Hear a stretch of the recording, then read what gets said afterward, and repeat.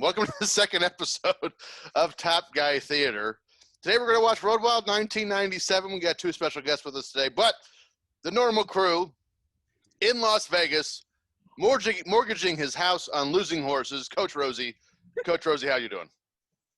Got to focus right now. I got a horse coming down the stretch. Move on to the next guy. I'll be with you in 30 seconds. Should be a fun show.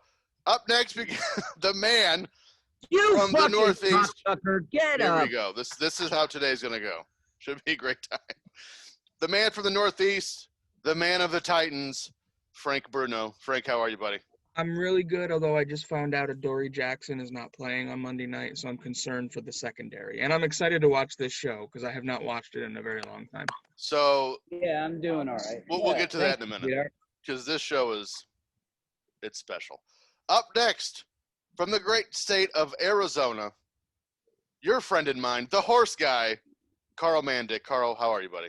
I'm well. I just did my ancestry, one of those ancestry things where you go and you look back, and I got the results. I not to plug anything, but so my great grandpappy Thurgood Mandik actually was a review journalist for Oh, I know. I take that back. I'm sorry. He did review wrestling, but it was just Mae Young slapping girls around and asking for her payday. Oh, okay. Sorry. That's odd. I got that wrong. I'm going to go with 23andMe. I'm not going to do that ancestry thing anymore. Karl? Fantastic. Where's my money? Fantastic. And our two special guests today, because Antonio Santos can't tell time, and Nick Mills doesn't understand how a YouTube show works.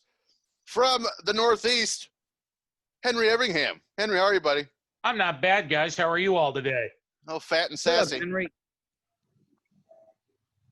Get a little drinky poo there. And also, the Dolphins man, James Sorensen. James, how are you, buddy? Good, doing good. Did you just say Dolphins, man? He's a Dolphins fan. Ah, man. He's from Nebraska. He has no sports team, so he picked the Dolphins of all of them. Well, it's a three-way tie. It's Dolphins, Vikings, Chiefs. You couldn't even think of the third one. All right. We have All three of those are still better than New England. No shit. That's like being from like South Dakota. Like, oh, I guess I'll pick the. I can't even have a bet. It's silly. You're a landlocked state and you cheer for the Dolphins. Anyway. Hey, I could have picked the worst team. I could have picked the Saints. Why is that the worst team? Woo. What's wrong with the Saints? I was making crap up. You could at least hit the Bucks. Okay. Nobody likes the Buccaneers. Well, they might now because old bandwagon Brady's over there. I was going to say they're the Tampa Bay Patriots now. Yeah, they're the New England part 2. All right. So today's show, Sexy. guys, this one's going to be something else. So last week we watched SummerSlam 97. It had its low points, but overall, pretty good show. This week, on the other channel, not so much. The first match of the card, Vicious and Delicious, Buff Bagwell and Scott Norton against Harlem Heat. Now you say that's not a bad opener. Up next, Conan and Ray. Okay, still not bad. Next match, probably one of the dumbest finishes I've ever seen. McMichael and Benoit against Jeff Jarrett and Dean Malenko. Now, if you've never seen this match, Yikes. hold on to your tights because this ending is, well, actually, it's not even a finish. It's a finish. It's terrible. So, with all that being said, everyone pull up your WWE Network on however you're going to watch it. Actually, we might be getting a run in here. Do you want me to do the countdown that is still not play? By the way, again, if anybody knows who did the countdown for WHW with the strip club one that just aired, that was phenomenal. Absolutely unbelievable. Was that Clash 20? Yes. Yes. I like to do the watch-alongs now. I love Tony Schiavone. Yes. So I have not listened to that one yet because I was so busy last His intro I literally was doubled over. Whoever that is, I need to go back and figure out who that is because. And ask him what mic he has. It was great. The Yeah, sound, everything. Unbelievable. I gotta find out who that is. So now we're kind of procrastinating a minute because we might be having a run in here, guys. Pretty excited about it. E-Bishop? Oh, we have 2 run-ins. Oh shit! One of our regular cast members decided to show up. Nick Mills is here. All the way from Glasgow, Scotland. Nick, what's happening? You're muted, Dick. Hello. Nick, what's up? I'm all right. How are you? I'm glad you finally got out of the bar. Good. How many I IPAs know. are you in? How many IPAs are you in? These things happen, of course. So we can get started because the other jump-in's not going to be here for the whole show. So Nick, go ahead and get Road Wild 97 pulled up. Just in time. We were just getting ready to get started. So this is perfect. I don't know if I can do that on this laptop. Nick, did you shave? I did, yes. I trimmed, at least. You still got a pretty bitchin' mustache. I try. It's Did better you do than any mine. manscaping? What's that? Did you do any manscaping? Oh, No. I just use the trimmer, you know what I mean? Nick, your beard's Do you better use than mine. Manscaped? No manscaping. I don't do Nick, your mustache better than mine. that.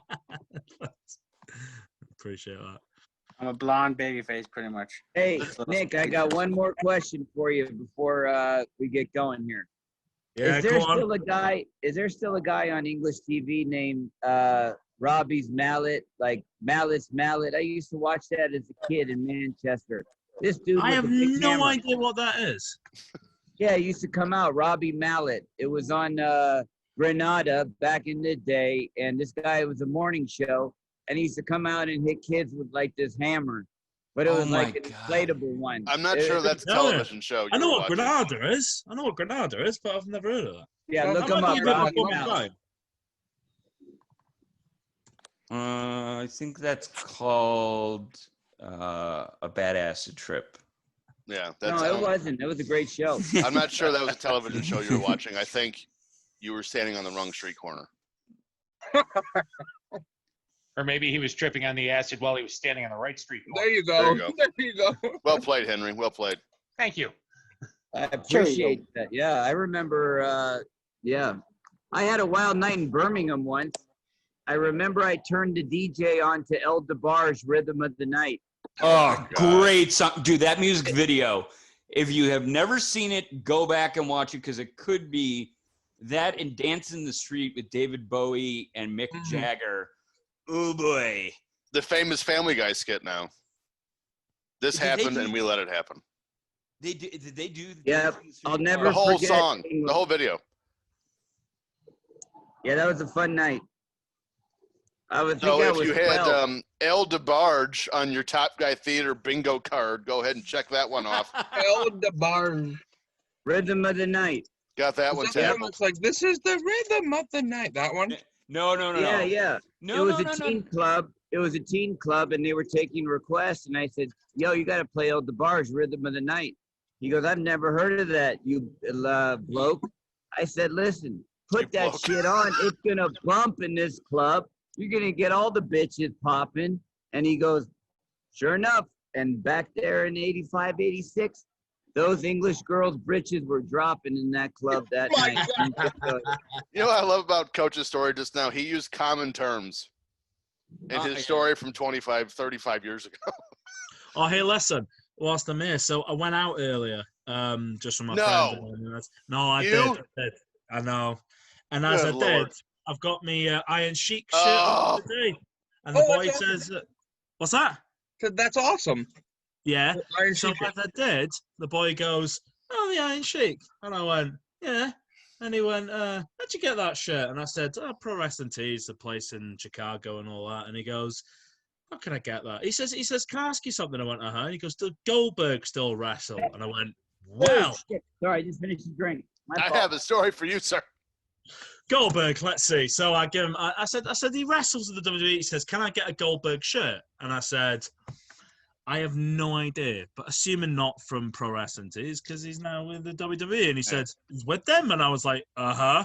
And he said, "Did he go back in 2000?" I was like, "Oh, I see. You've missed out." Yeah, you need to sit down. This is the story. Speaking of Pro Wrestling Tees, my Macho Man, the cream of the crop T-shirt from Pro Wrestling Tees. That is one of my favorite shirts.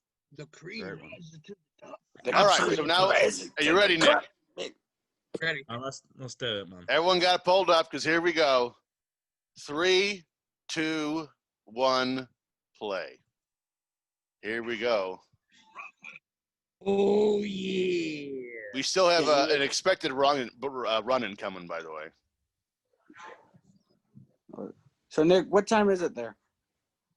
Oh, hang on. It is 10 to 10 in the evening. So a little kind of background on what we're watching right now. The main event of this show is Hogan and Luger. Luger had just won the heavyweight title on Nitro 6 days prior to this pay-per-view, and I think, someone correct me if I'm wrong, I believe this was the highest rated Nitro until Goldberg-Hogan. You are. Yes. Was that one. And it's probably one of the top 3 loudest pops in WCW history when Luger won the title. One of the top 3. So here we go, South Dakota. Such pretty country out there. Home of the largest spreader event this year. Yeah, they're blaming that on Jericho. Well, so here's what's funny. I can't remember who I was listening to, but depending on what I use this term loosely, but depending on whatever news source you were listening to, I've heard Fozzy. The other one, I don't mean to say this because of the severity of what's going on, but it's also kind of weird. Who's that guy? But I've heard Smash Mouth. Wow. Really? They were at Sturgis? Yes. And I remember I actually told somebody at work, like, imagine getting sick and nearly dying because oh my Lord. Yes. Because you had to hear, hey, now you're an all-star in 2020. I'll be right back. Anyone seeing how Tony Schiavone looks right now?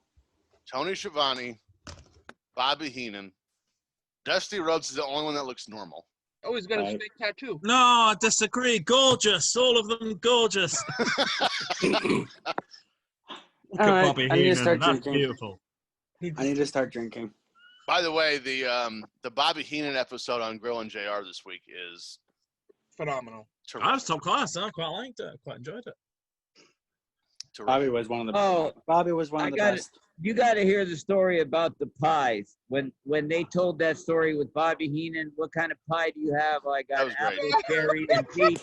Okay, I'll take lemon.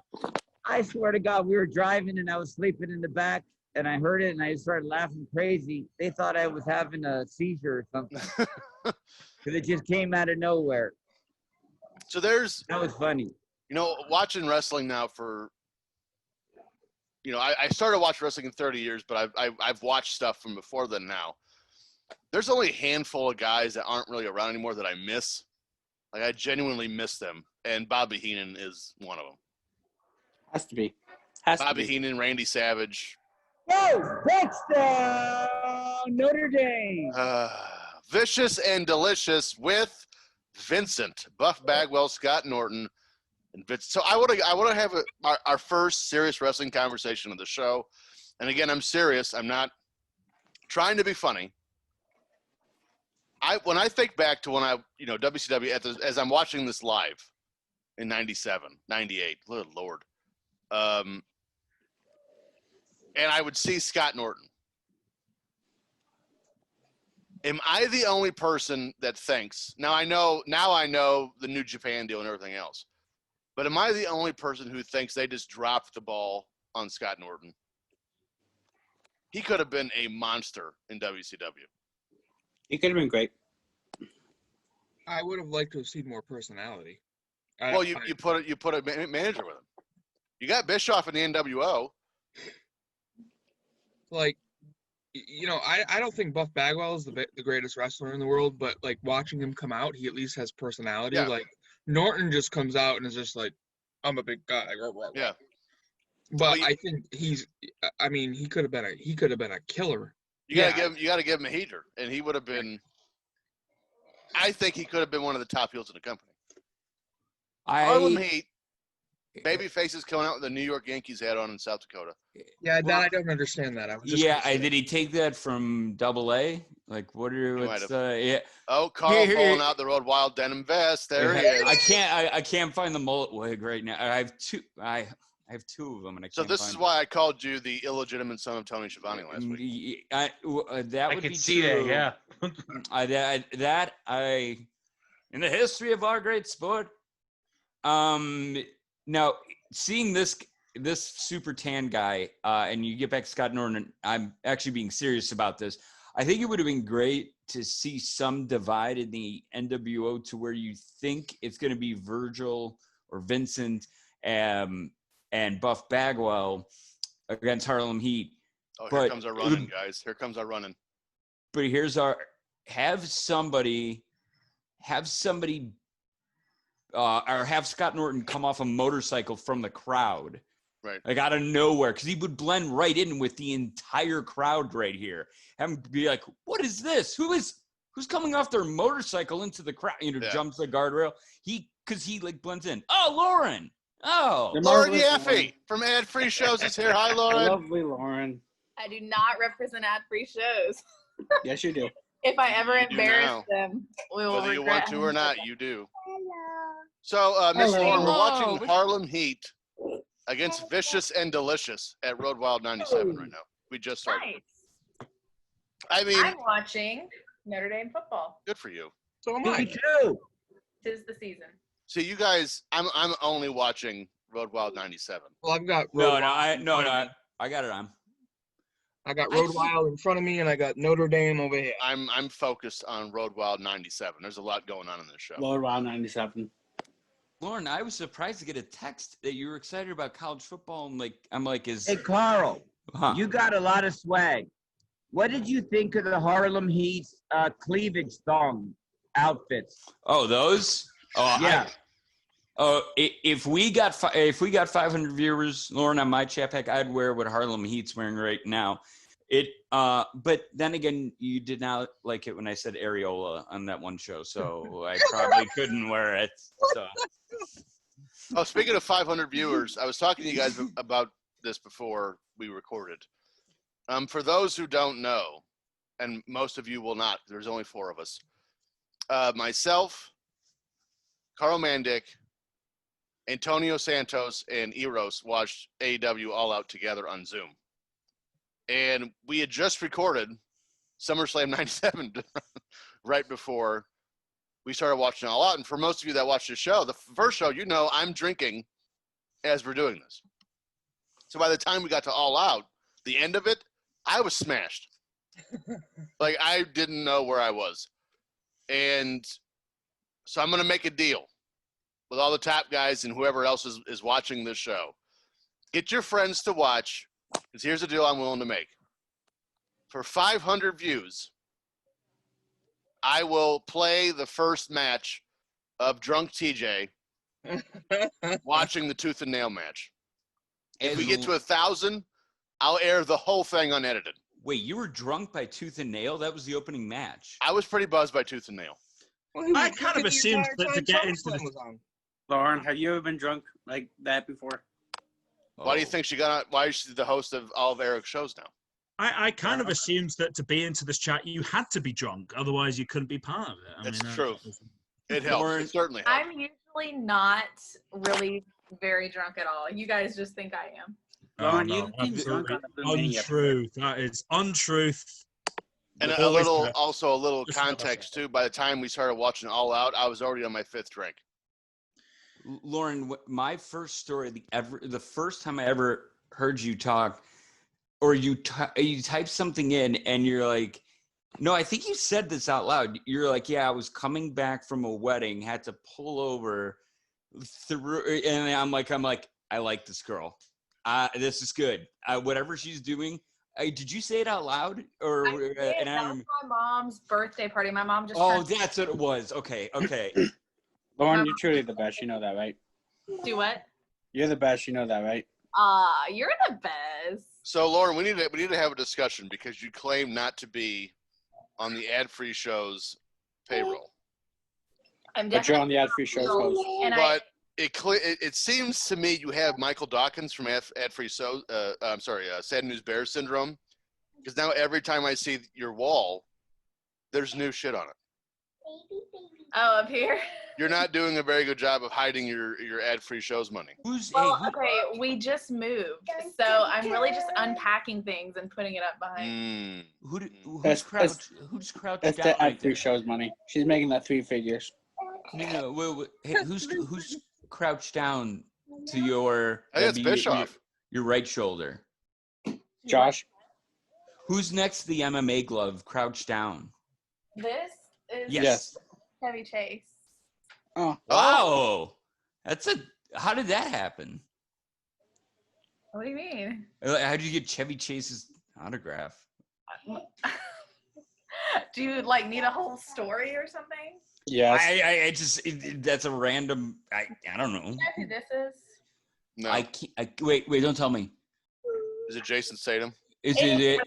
you. I was asking you guys because I always forget his name. Jason Statham. Oh. So how I got Chevy Chase was I bought Jason Statham for Nicholas, and I bought it from a dealer.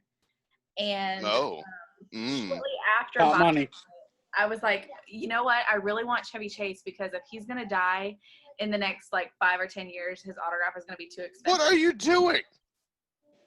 Now this was probably 3 or 4 years ago, so I went back to the dealer and bought Chevy Chase. You do realize he's going to die within the taping of this because when we had Frank and I on and we were like, we could have done without The Rock and Stone Cold, more HBK. The Rock has COVID. Oh, gee. Yeah, we're like, oh, Lord. Hold on. Lauren's fault. It's Lauren's fault. Rewind. You guys actually said you wanted more Stone Cold and HBK than Stone Cold and The Rock? Oh, yeah. We said we wanted more HBK, I think. Just more HBK flat I was out. very, very transparent. I was not a fan of The Rock or Austin during their heydays. Oh, my God. I wanted Shawn Michaels back, and when he came back in 2002, I was happy. Excuse me, can you please stop playing the rivalry that made you all this money and made you a publicly traded company and give me more dick dancing?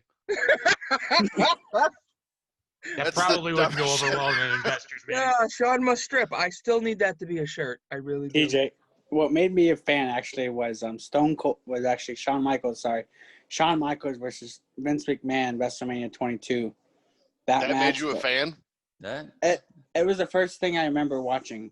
Yeah, I was Shawn and God as his tag team partner. Oh no! Listen, I've got to tell you this. So whilst I was talking to my friend tonight, I said, you know that Vince McMahon actually wrestled God, not just God. God.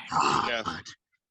That is the fucking best storyline I've ever seen. It's ridiculously funny. So No, you couldn't do it today, but what's crazy is Sorry, go.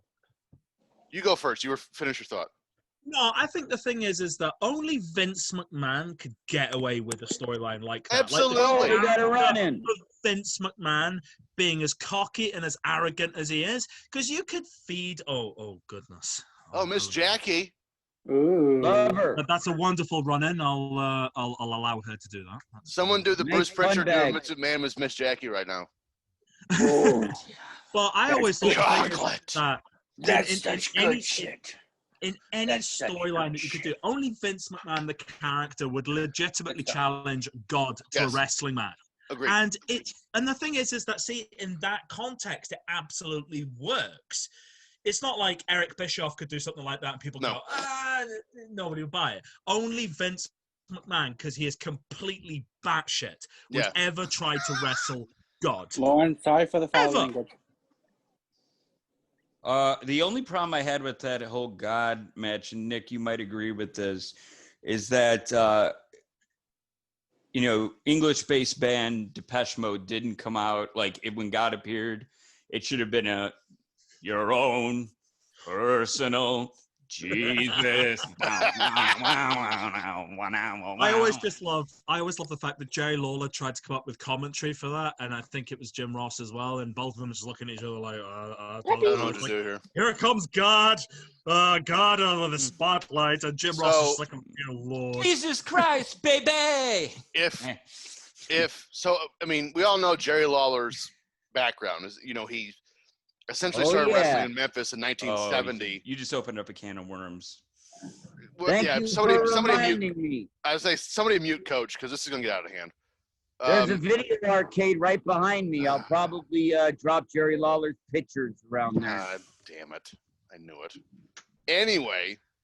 Hey, guys, let's kind of watch our mouths a little bit. Why? Look next to Lauren.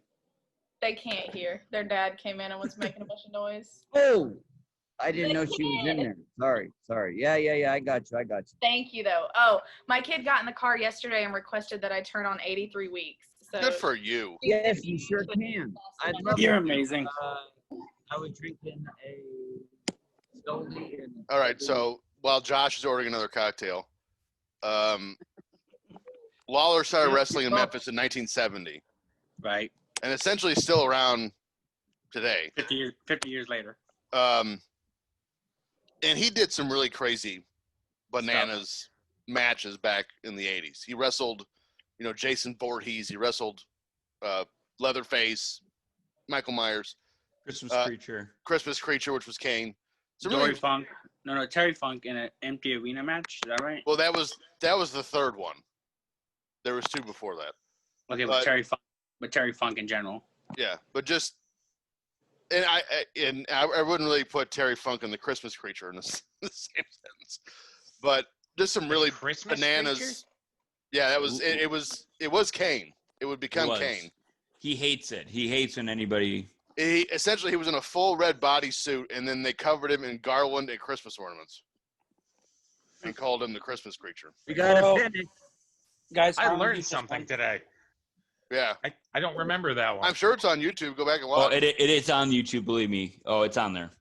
But so I mean, he's seen some really, and he's wrestled in some really ridiculous matches.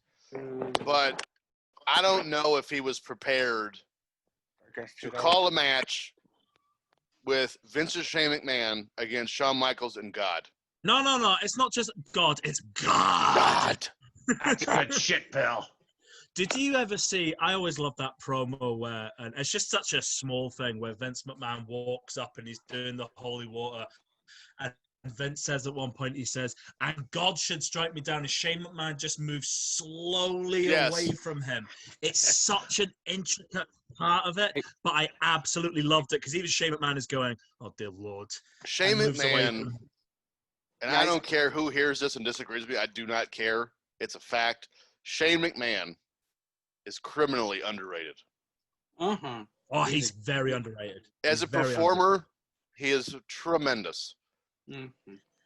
I think what I love about Shane McMahon, especially with stuff like that, is that he understands the intricacies of things like that. Like, you could have a great promo or you could have a great segment, but without the small little looks, gestures, things to the camera that just take that storyline from being good to great, to make a good piece of television to being great. And that's what I loved about that promo when I watched it. And I watched it blind on YouTube. I was like, I've not seen this in a while.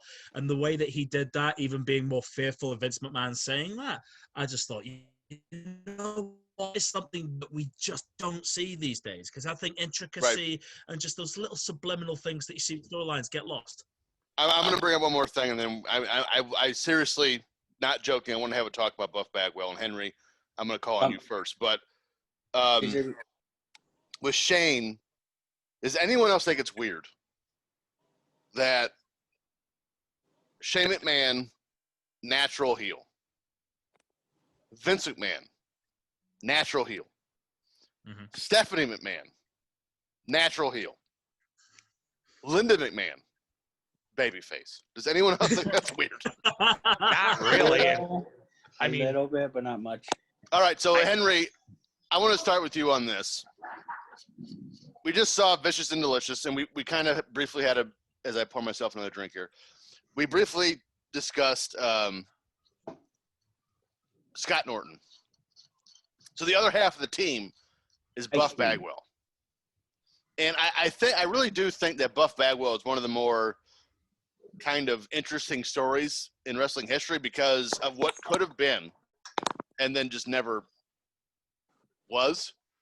So in your opinion, and not necessarily here in 97, but I mean, this is probably when he was at his peak, was 97, 98, 99.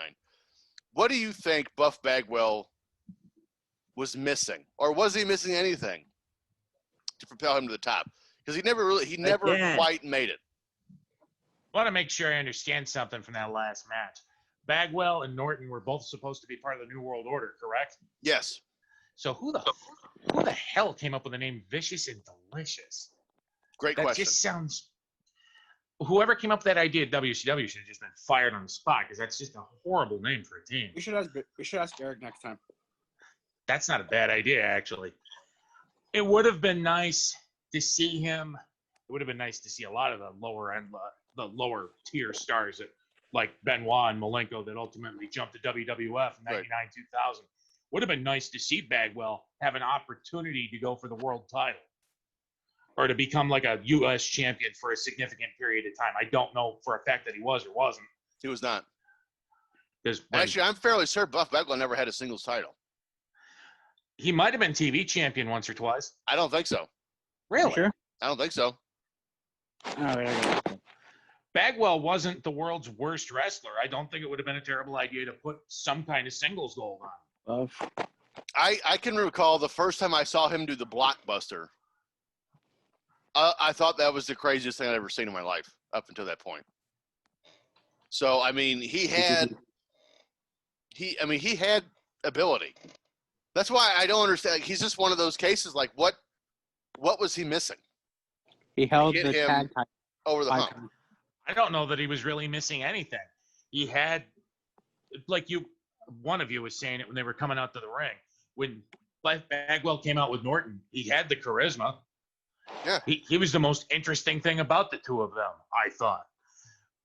And I don't feel like he really lacked for anything except maybe an opportunity. And a lot of the opportunities in WCW didn't exist because of people like Hogan and Nash and Ric Flair. But then again, that's been well documented by numerous sources. So let me throw out this scenario. And Nick, I'm gonna start with you on this, Mr. Mills. Okay. Let's say we're doing the Buff Bagwell, Rick Steiner, work shoot, broken neck angle. Mm-hmm. And what if, instead of Bagwell, very quickly, mind you, turning on Rick Steiner, I think it was the same night, turning on Bagwell, making his return in Atlanta, in his hometown, turning on Rick Steiner, and then rejoining Scott. Let's say they actually continue that storyline. He stays with Rick and continues a babyface run against Scott Steiner.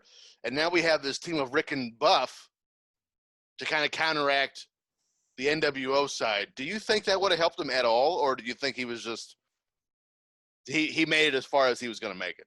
I think he was doomed to fail from the very beginning. I think he was missing something. I can't tell you what that is. But the fact is, have you ever seen a good Buff Bagwell match? Or have you ever seen a good Buff Bagwell promo, apart from the one where he cut when he was in the neck brace? Yeah. I forget what pay-per-view that is, and I'm sorry for not knowing that. I always just felt the thing about Buff Bagwell, and I actually think he's a good-looking guy, comes to the ring, has got something about him.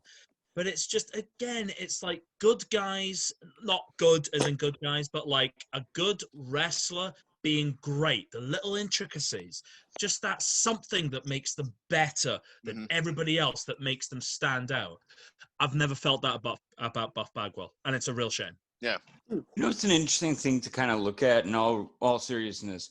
I'd thrown in WCW, NWO Revenge and World Tour, and into N64, and I'm playing it. There's like 9 pages, it feels like, of people. Yeah. And we talk about like overcrowded, like, and I know they broke it up into like Japan and, and they broke it up into different sections. But when you really look at it, it's like, man, I felt the same way. I'm absolutely echoing the sentiment that you put out there, Nick, about it's like, and at the same time, I couldn't imagine Eric or whoever had to like lay this out.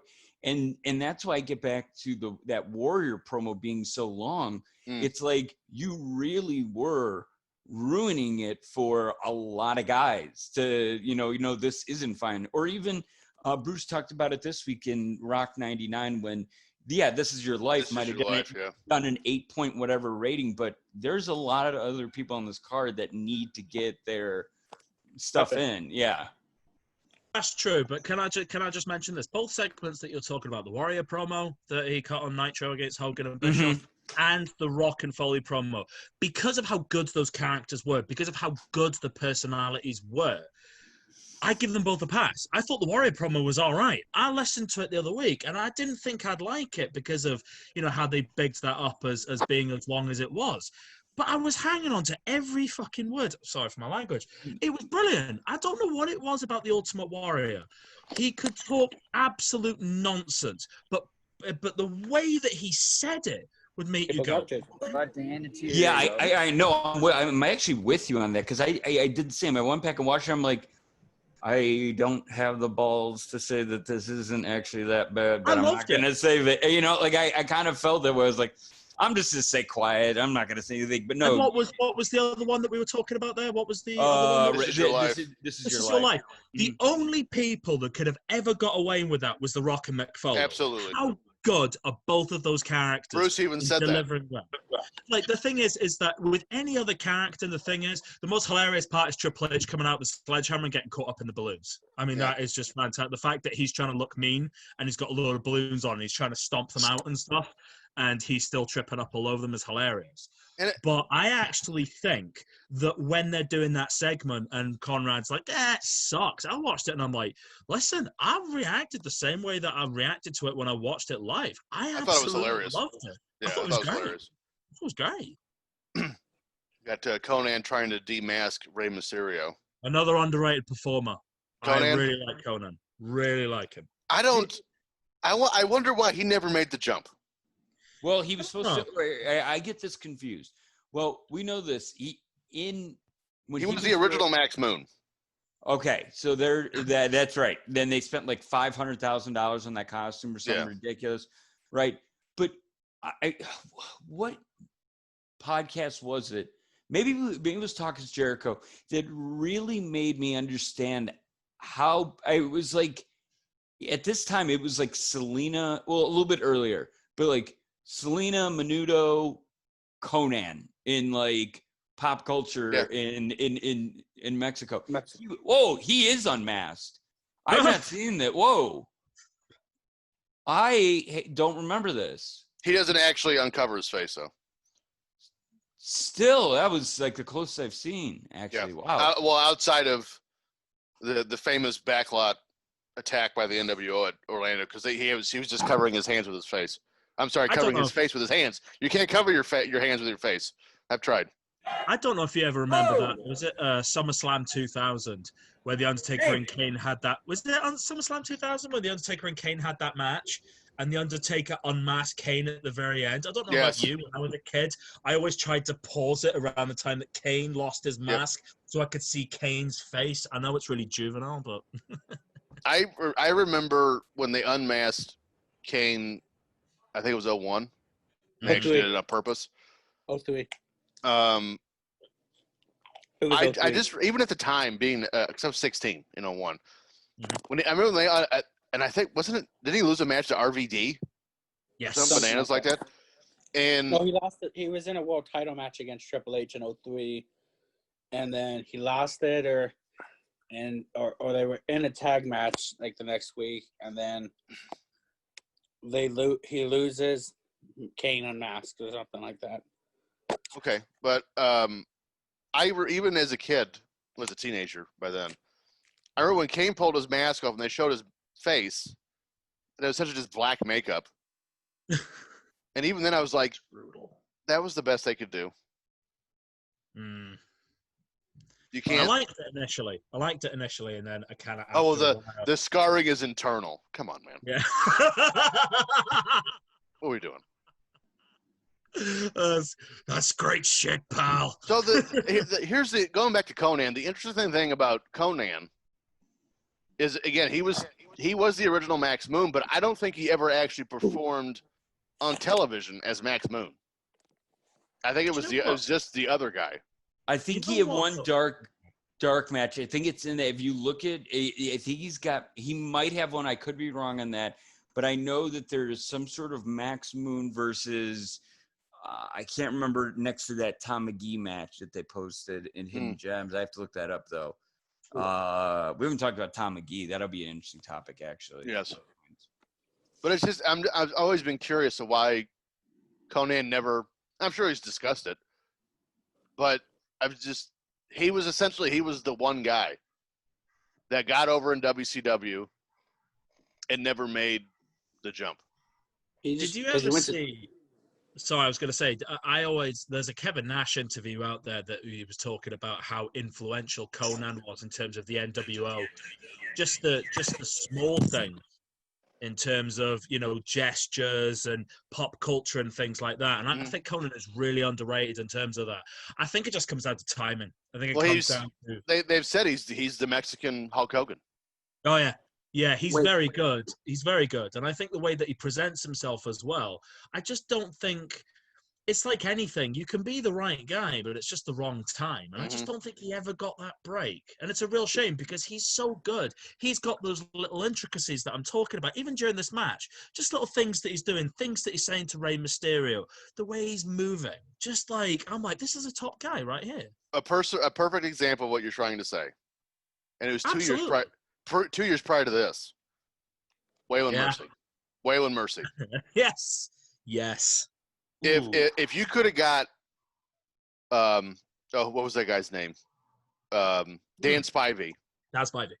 5 years prior to play Waylon Mercy. I don't know if we know who Bray Wyatt is. Y'all want to have a picnic? Because I went back and watched some of them Waylon Mercy promos. Best. Wow. That guy was good. It's funny because have you ever seen the shoot interview? He did a shoot interview years ago with. Hey guys, by the way, we can cuss now. Lauren and her daughter are gone. Oh, so there was a shoot interview he did years ago with RF Video, and he sounds so different. And then that he did a shoot interview recently, I think with Hannibal or something like that, and he sounds so different, and it's really bizarre. I'm like, how does that voice sound like that voice? How the fuck do you change? Yeah, so much. So dude, James, you said you started watching in 05? 6. 06. So as we're kind of discussing, wrestlers that for whatever reason never really gained. Of course, Conan had a really good career in WCW, US champion, TV champion, tag champion. He went to TNA in 02. Yeah. So what is there a wrestler you can think of since 06 to now that you thought, man, this guy's going to be huge, and for whatever reason just never really made it to the top of the hill? Mysterio. I mean, he was their top, and then. Well, he was a world champion, so I mean, I don't know if you can use Ray. Well, I mean, Ray went in that feud with Chavo, and then was there till about 11. Then had a brief, a not even 2-hour run with the WWE title. Mm-hmm. Actually, it was less than 5 minutes because King cashed in on him. I mean, the WWE title in 2011. Did he ever have the WWE title? I don't remember that. I remember he had the World Heavyweight title. When CM Punk left at Money in the Bank. Yeah. And then came back after the Cena win. So you're saying Ray never quite reached his peak. That's kind of a hard argument to make, though, because in WWE, it is hard. He was world champion and WWE champion. Yeah. It's Swagger.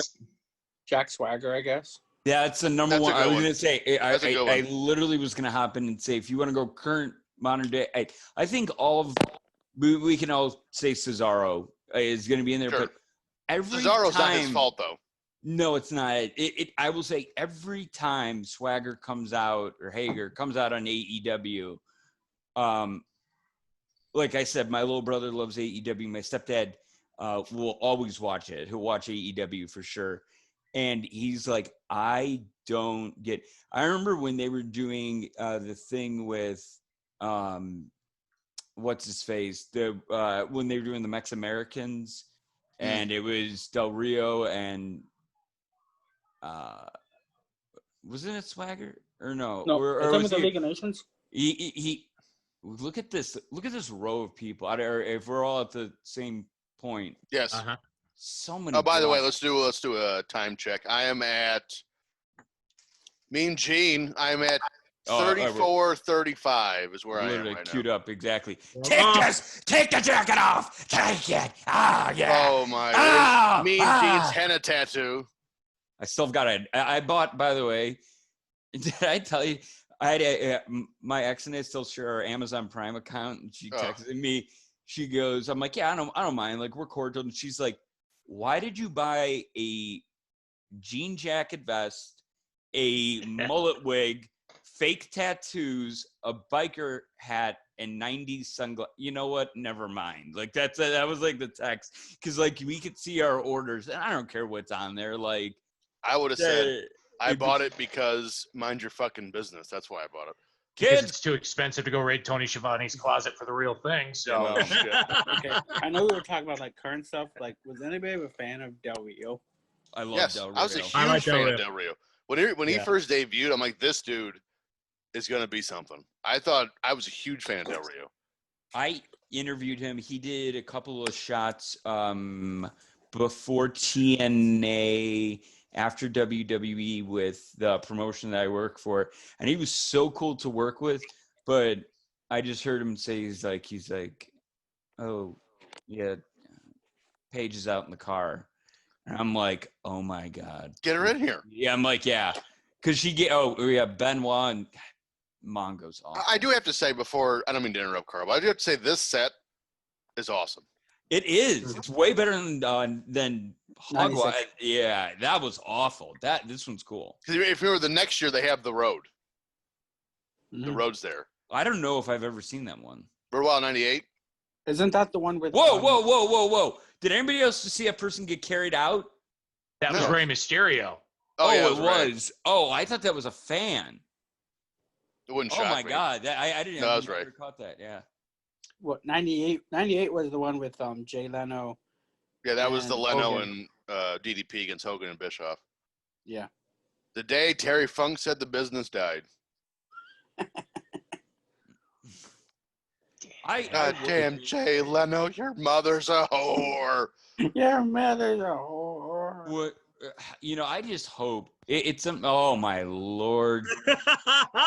But here's a question I've always had about Jeff Jarrett. Because by this time, he's been wearing that outfit for 4 years that we know of. And this one's different because he's got like the MC Hammer parachute pants with it. I think those come off. Oh, good. But I'll be hog watching then. But he's been wearing that get up for 4. Didn't he debut in WWF in '93? The end of '93. Something like that. And he could have been wearing it in Memphis before. I don't know. But I want to know, when he had that man, he put it on. Who told him, like, man, Jeff, you're fucking killing it with that outfit? Like, who told him that was a good idea?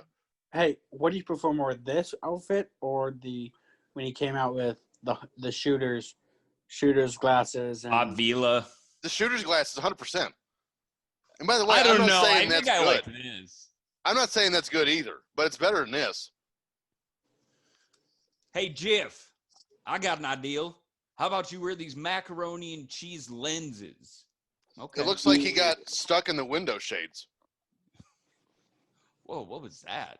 Disgusting. I don't know about you, but I think the juxtaposition of Jeff Jarrett coming out, all strutting and dancing, and then fucking miserable Dean Malenko behind him, just wringing his hands, is absolutely hilarious. So this is a weird transition, kind of, because I believe they're trying to phase Jarrett out of the Horseman. They're trying to bring Malenko in. And I think this match was kind of the start of it, because I won't give one of the finishes away because this is actually an elimination match, but this is the shits. It always looks as if Jeff Jarrett is literally about to strut every time he's moving, and then you've got just Dean Malenko just growling in the corner. I don't know why that's really funny, but what did you guys think of Mongo McMichael? I was about to say, I think the one thing that bothers me about this match the most is that you've got 3 talented expert wrestlers in that ring, and Steve Mongo McMichael. So let me make this perfectly clear. Now at 35 years old, I can perfectly see Mongo's the shits. Okay. When I was 12 and I'm a diehard Bears fan, I fucking loved Steve McMichael. He was. Did you guys listen to Eric's 92? Was it 92? What was this week's podcast? I forgot. Was it the 92 Great American Bash? No, this week's was Nitro. Second Nitro. Second Nitro. Thank you. I couldn't think. I was listening to a lot of podcasts this week, and so yeah, like he was talking about, like how Mongo was like this incredible badass, and then like 95, like still talk of. He was legitimate. He was still a big deal. I used to listen to the Flair show. That was kind of my introduction to Conrad. Oh my God. And there was an episode where Flair interviewed McMichael, and Ric Flair actually said, with his own mouth, and Ric Flair wouldn't say this if he didn't mean it, his favorite horseman was McMichael. Here's the thing. Mongo's commentary on the first ever Nitro, I actually don't think is all that bad, but the buzzer gimmick and the dog I'm okay with, but he didn't have to do all that like campy BS. If he like actually called it and he was trying to be like, I don't even know what he was doing. I'm like, what are you doing? This is like, I don't know, first impressions are lasting ones, especially on a show like Nitro where you're like coming out and this is kind of it. Yeah, you have this different presentation. This guy, zing. Yeah. I was like, come on, dude. But the rest of his calling was good. Yeah. Mongo was supposed to, I guess, from. Oh, yay. Say something, Josh? No, he's talking to whoever is in the goddamn casino. I don't think he's in the casino anymore. Oh. No, well, I'm going to go lay at the pool. There's a couple hotties out there. My wife was saying maybe we can get a Jerry Falwell going. Oh, Lord. All right, Mitch. All right. Good shit, pal. Woo. Hey, where are you staying, Josh? Yeah, no shit. There's a big timeshare right behind the Ferris wheel. I know exactly. I know where you're at. Yep. Love it. That's a great. Is the link? Is there a lot of people at the link right now? The link is what he's talking about. There's a Ferris wheel and then the thing called the link. They've got like a. They still have what's it there, like Yard House and stuff? Oh yeah, all the restaurants are there. That Good. Concert hall is not open, but all the restaurants are open, and the strip is definitely lively. Different elements here right now. Good. I hope people are out there like trying to get some semblance of life. That's good. Yeah, but it's like a war zone. There's cops on. They got cops lining the streets all the way down. It's crazy. So there's a good chance you're going to get like tased today during the show? Nah, probably not. Probably not. And drive ratings if he got tased. It's still daylight. But going back to Mongo, I don't know what people expected. Like no one, he trained. I mean, for what, 5-6 months maybe before he started, and they weren't promoting McMichael as the next Jack Briscoe or Dora Jr. He's like, yeah, this dude's a badass son of a bitch from the NFL, and that's what his character was. So I didn't get so hung up on the fact that Mongo, botched a bunch of moves or whatever, because it just made it look like this is a big, powerful football player, and I can't overpower the guy, so a lot of my moves get fucked up. What would you guys rather sit on for ringside, a motorcycle, or when they ran the Middle East recently in WWE, see like the royal family or like people at a VIP, they had like literally the most comfy looking couches of all time to sit on. Like, and everybody else is on chairs, but they were like deep. But it would be pretty badass to be on a motorcycle ringside too. I have to, before anyone answers that, I'm really glad that's where the conversation went to. Because when you first started that, what would you rather sit on? They were showing Deborah McMichael. I want to be like Quagmire, where he's the chair. He's underneath. Yeah. So I did not know where you were going, but that's I'll take a couch over a motorcycle. I've had a motorcycle. I'll take a couch. I'll take the motorcycle. I like a motorcycle.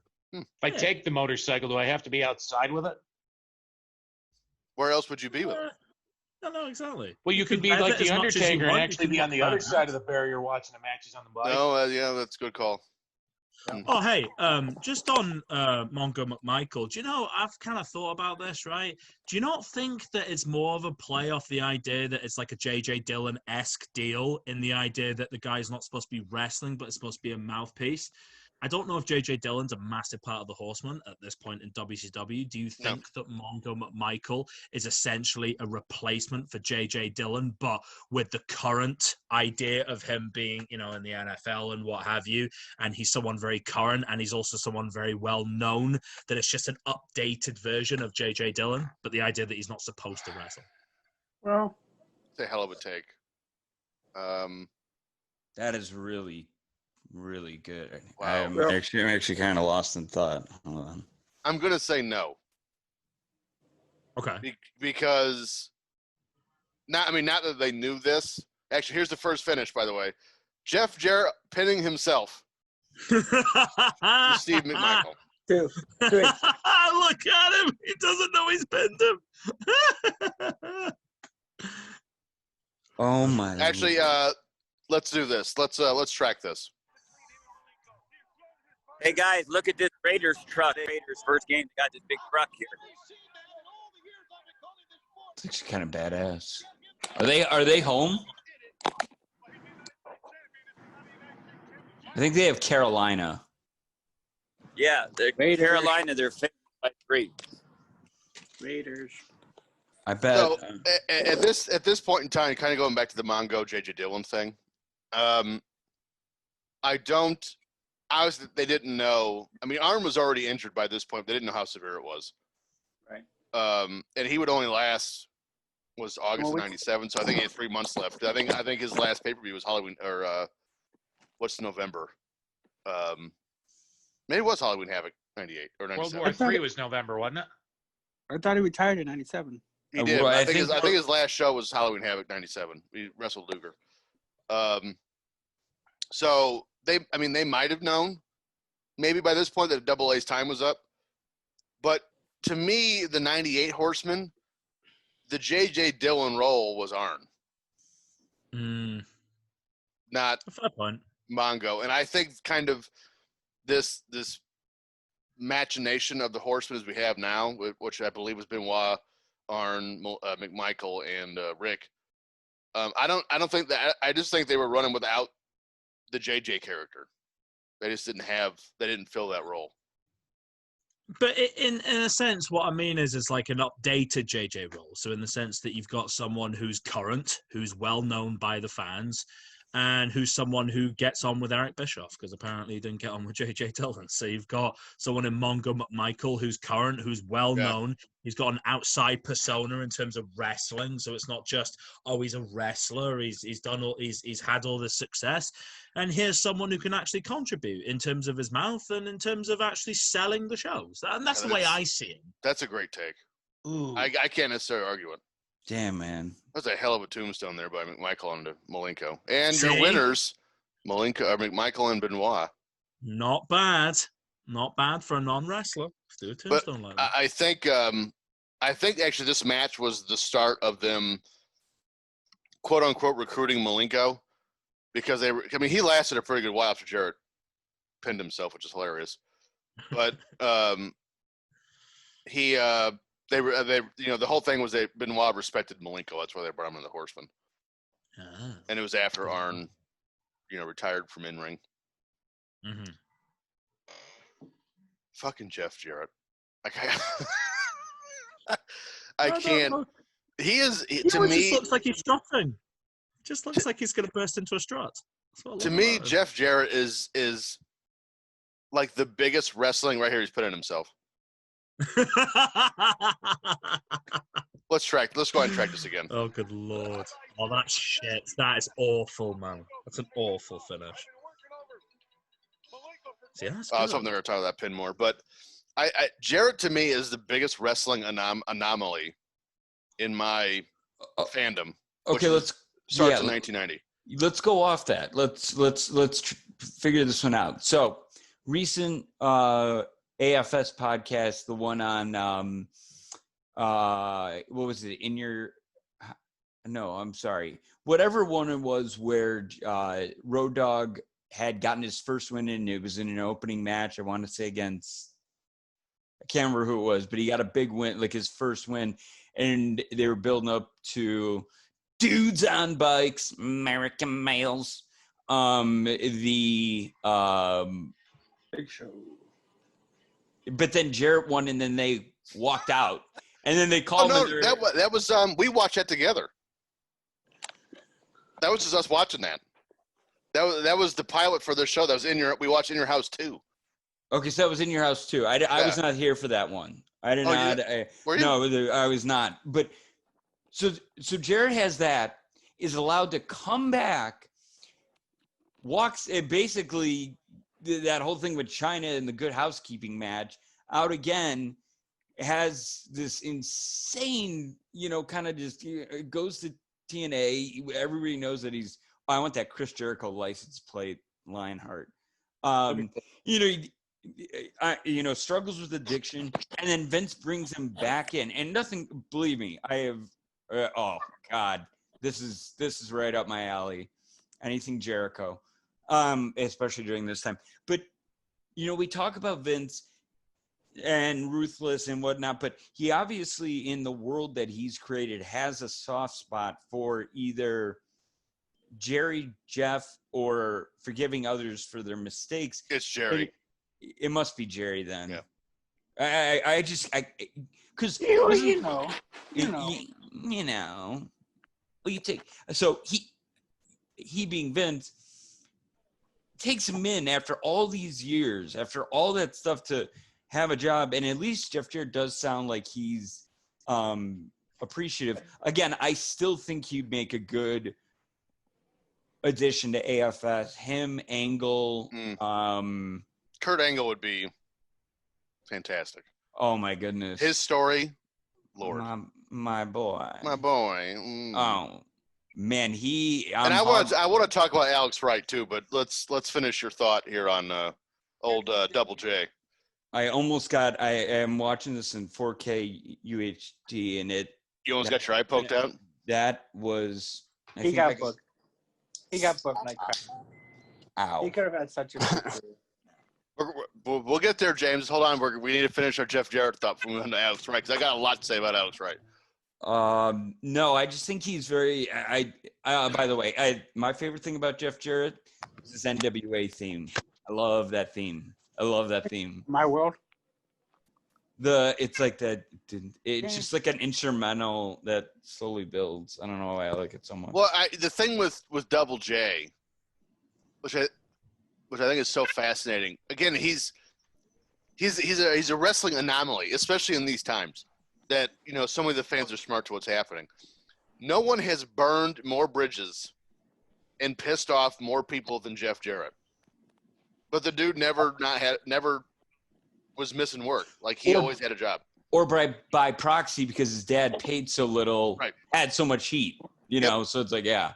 And it's just, yeah, Conrad's right. His story would be incredible. I don't know, though. You know what? The more I hear about Jeff Jarrett, like, let's be honest. Who's like, okay, WCW ended the way it did, in the sense that they were bought over. Who's he pissed off? What, Vince McMahon? Over what? Pay. Basically, it was about the Good Housekeeping match, and Jeff Jarrett's feeling that, this is what you owe me, and you've not paid me this money. I'm not going to wrestle this match unless you pay me. I don't see any problem with that. The thing is, this is business. At the end of the day, is that if you don't feel that you've been paid the money that you feel, and you're not getting an answer from your boss, you're perfectly willing to turn around and say, listen, I'm not fucking doing this unless you pay me the money that you owe me. I don't see a massive deal with that. I like Jeff Jarrett. Well, how do you feel about the In Your House 2 situation? Because I remember you were one of them that watched this. No, I didn't watch it with us. See, to be honest, I only know it from the podcast. I've never seen it, so I can't really speak to that. I never agree with walking out on anything. I always think that you should finish your commitments, and if you have an issue with what's going on in the ring, you do it backstage. What you don't do is walk out on your contract. You don't walk out and quit. I just think there's always a professionalism that you should follow. But wrestling is a funny business because it's like sport. It's like anything else. It's more complicated. I'm going to tie that in. I don't mean to take this into a different direction. Nick, you hit on something right there, and you said wrestling's a funny business. What did you guys think about Eric's 10-minute kind of dissertation on a union being formed and being careful of what you wish for? Did anybody else any thoughts on that? I just wanted to throw it out there because I don't know I'm not smart enough to know exactly. I did some research to kind of give it some tangible context because I was legitimately confused at some points. I'm like, wait, what does he mean by that? Oh, okay, so I had to look up union rules and how it would work in wrestling. And some I'll send you guys the link or whatever, but I just wanted to know what you guys thought of that, of Eric's take. If I'm listening to Eric Bischoff, who's been a well-known TV and movie producer, tell me the ups and the downfalls of SAG, I'm listening. That's what I can tell you. Is it SAG? Would it be a Screen Actors Guild thing? No, it would be. But I think Eric's point was it wouldn't be Screen Actors Guild, but it would be something similar. Okay. I think when it comes to unions and stuff, I think it's complicated, especially because acting is the same deal. You've got actors on millions and millions. I mean, Leonardo DiCaprio, what was it, 10 million he got for Wolf of Wall Street, and Jonah Hill literally took a role for $100,000, which was like the minimum that he could work on the screen act, something like that. And he did it because he wanted to work with Martin Scorsese. But it made me think of a greater point about what these guys are willing to do in order to secure these roles. And at the end of the day, wrestling is a business. You're out there basically to make money. So the idea of a union, I don't think would work in wrestling because, again, you're promoting your brand, your product, your individuality. And based off how successful you are, you'll be paid the amount of money that you think you'll draw. And that's always been through wrestling, the Harley Race and Ric Flair and what have you. Now, all of a sudden, if you had a union, then it's more complicated. Okay, what do you think you'd be paid in terms of health insurance and what have you? I kind of heard that conversation and I agreed with some part of it. I do see both sides, especially with the Twitch thing, with the idea that someone's promoting the WWE brand with their character, promoting a product in a third-party capacity. Yeah, I'd have a problem with that too, because essentially it's your product. So if you've got Lana, I don't know if this is true, but the idea is that Lana used her character to promote something, a sponsor, right? Which is apparently the straw that broke the camel's back. Bang. It was an energy drink. Yeah, Bang. Yeah, I don't know if that's true or not. I have no idea if that's true or not. But I could see the WWE being like, no, hang on a fucking minute. This is our product. Mm-hmm. This is what we own. Do you see what I mean? Yeah. So they turned around and said, no, we're not going to have that. If it's under your real name, then they don't own your real name. That's you. That's you as an individual. So I could see how you could promote you on Twitch or any third-party stream. And, it's within the rules of the WWE. I think when it comes to a union, it's complicated because I think actors are the same way, especially Hollywood and what have you. You earn money based off how much you are an attraction to people. Because I don't think it works as if like our daily jobs, if you see what I mean. So it's rather like if you're an actor, your money is based off what you draw, essentially. Tom Cruise, Mel Gibson, whoever. Or if you're a wrestler, you're Hulk Hogan, Robert De Niro, Stone Cold Steve Austin, who have you. You're not going to turn around and go, well, I should be paid equally to this guy. Like Ryback did that a while back. Ryback was like, I should be paid equal to this. And it's like, no, it doesn't work like that. Of course it doesn't work like that. It doesn't make any sense. That's my take on it. I do see both sides, and I can see why the WWE would protect their investment. Of course. I think the smartest people that have done it correctly. So I was looking into different who sells their own stuff, but does it in a way that doesn't actually use their character. If you know the company Blackcraft Clothing, Aleister Black has his own line. It's called Black Mass, but it's BLCKXMASS. So like, but it's not using his character. Or if you go to the Black and Brave Wrestling Academy, Seth Rollins is using Tyler Black, his old ROH character. But those shirts and hats sell out like nonstop. The one that I was always interested in is seeing like Tommaso Ciampa's got it's called it's not a face mask, but it's like the neck gator. thing. Gator. He's got it just says Blackheart like on it, but it's what it is. It's his beard with the mouth open. It's like, wow, where's the line? Where is it? It's very murky as far as that goes. Like, what is okay and what's not? And another good point Bischoff brought up too is, he said, Jim Ross, I think even mentioned it too, is WWE is going to do any deal they want to. So if they want you bad enough, say, they brought in Keith Lee a while ago, when they brought in Hideo Itami or Kenta and all those Cesaro, if they want you bad enough, they'll bend to your will a little bit just to get you in. So, I mean, if it's a deal breaker, but they really want you, they might be willing to kind of work with you a little bit. So, yeah, I see both sides. I think, of course, I don't have a legal degree. I never run a business. So I personally, to me, I think the third party thing is silly, but I don't have merchandise sales and I don't have licensing fees and stuff like that. So I don't know the extent of the damage it could do potentially as far as, merchandise sales, things like that. And also just a personal note on my point, as we're watching All Out, Kip Sabian held up a sign for his Twitch account, and AEW said this message is approved by AEW. You guys, knock it the fuck off already. Like, we get it. You're better in every considerable way.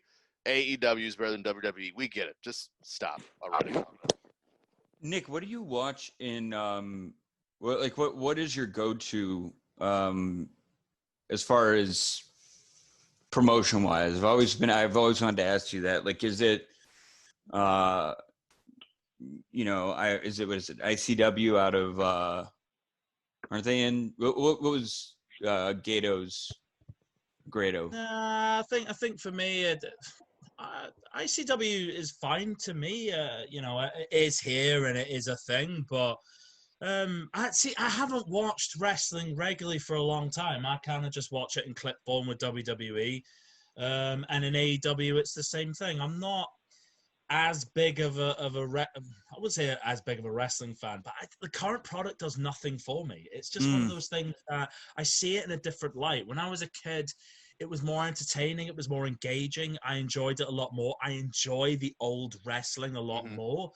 And there's something about the current product now that just doesn't engage me as much. And I go through phases. Sometimes I'll kind of watch it a little bit. The last pay-per-view I watched was that Talking Shop Mania with Luke Gallows. How good is it? Good.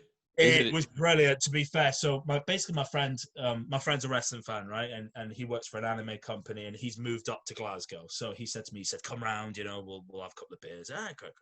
So I went over, and he said, I want to put on this Talker Shopper Mania. It's supposed to be crap, but I think it's supposed to be really entertaining. And that is the most fun I've had watching a wrestling pay-per-view in a long time, because it's awfully funny. If you see what I mean. Hey, where is Progress based out of?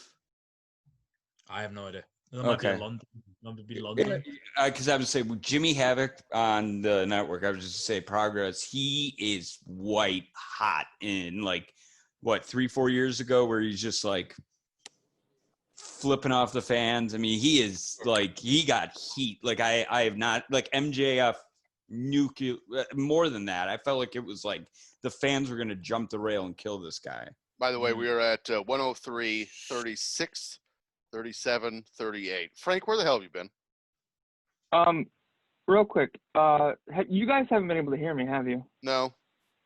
I've been trying to weigh in a few times, and I'm like, all right. At first I was like, maybe they don't like me anymore, but then I'm like, yeah, that's what it is. Me. You douche. So I had to switch to my audio. There's a few things I wanted to say. Okay. One, Buff Bagwell never held a singles title. I've been trying to say that for like 35 minutes.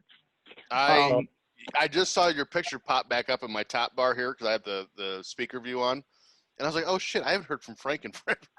Yeah, something happened with my audio. So then I also wanted to weigh in on the union thing real quick. Thank you. Because I've seen the union thing from my dad's point of view, where he actually was a union president for about 12 years. And I think in certain markets and I think in certain industries, it is needed, where it helps, especially he's in like the textile industry where you would need a union there because, you know, they don't want to pay you anything. Right. So it helps with pay.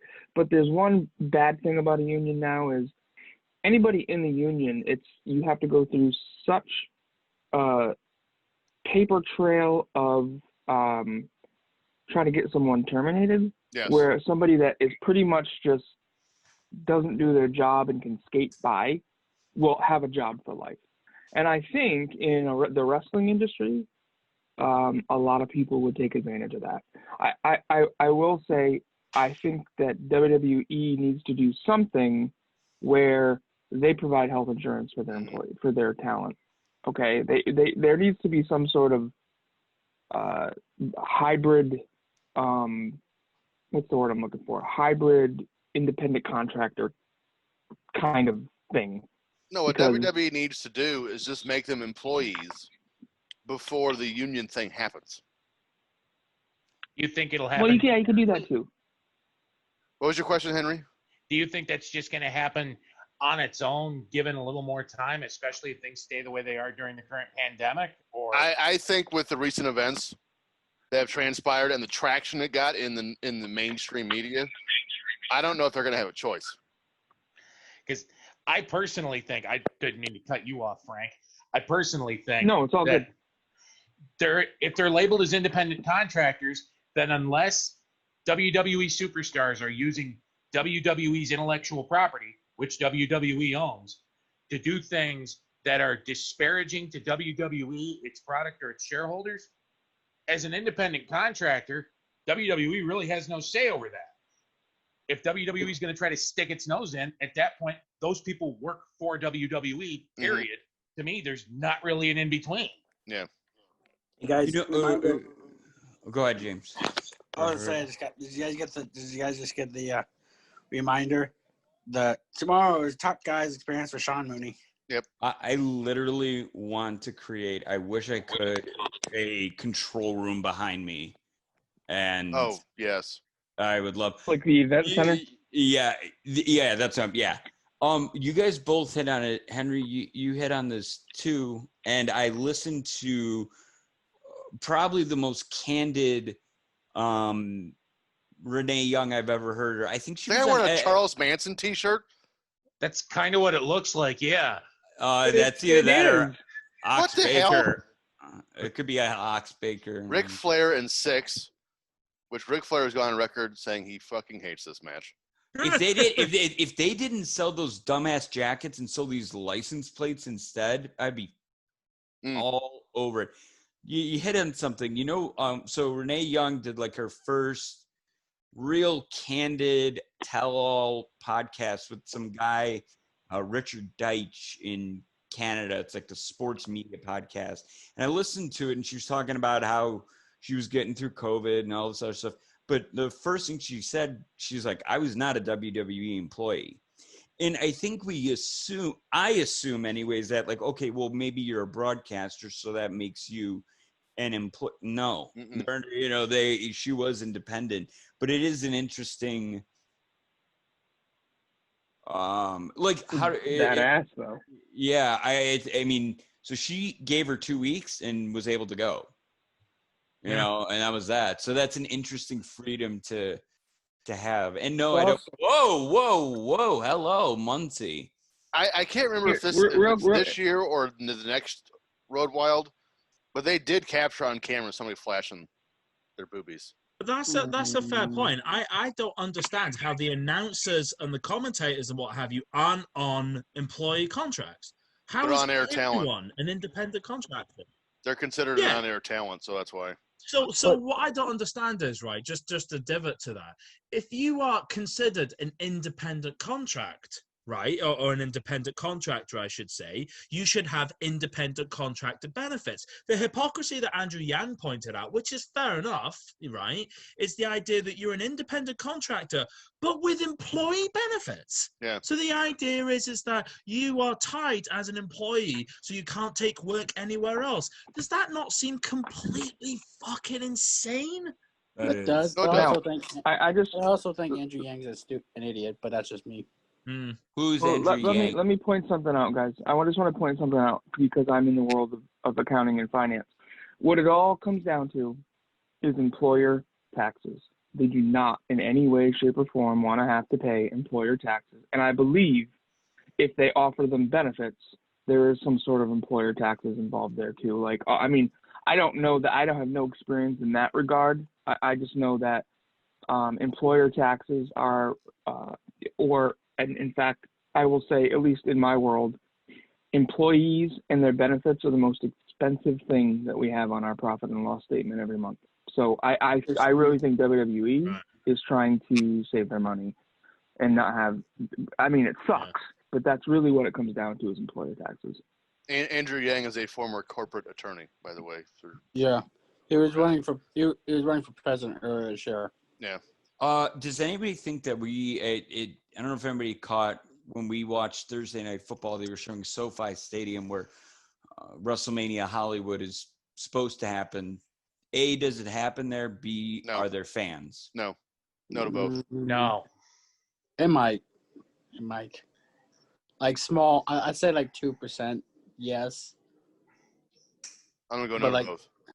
Why are we saying that? When they showed SoFi Stadium, what's the problem? SoFi Stadium, it was the budget for it was $2 billion, and it ended up costing upwards to $5 to $6 billion to make. If you guys haven't seen the renderings of SoFi Stadium, or the final product.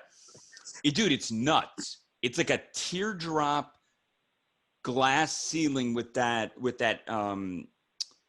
halo scoreboard wrapping around it, but it costs it's unbelievable. I just didn't know if we were going to get to the point by 2021 where we actually saw something, because this hurts to watch so many fans out there, and half are like, I don't really care what's going on. It's like, now I would appreciate. I think I'm never going to take for granted being in an audience that's alive and going again. Well, I know that was a weird transition. You guys don't think it'll happen? You don't think it'll happen? I don't know. I just threw it out there. I think that WWE needs to reset itself. What they need to do is this WrestleMania coming up should be in Tampa. Next year's SummerSlam should be back in Boston, where we all thought it should be, or I thought it should be, because I had tickets to it. I think they should kind of reset it, redo their kind of redo.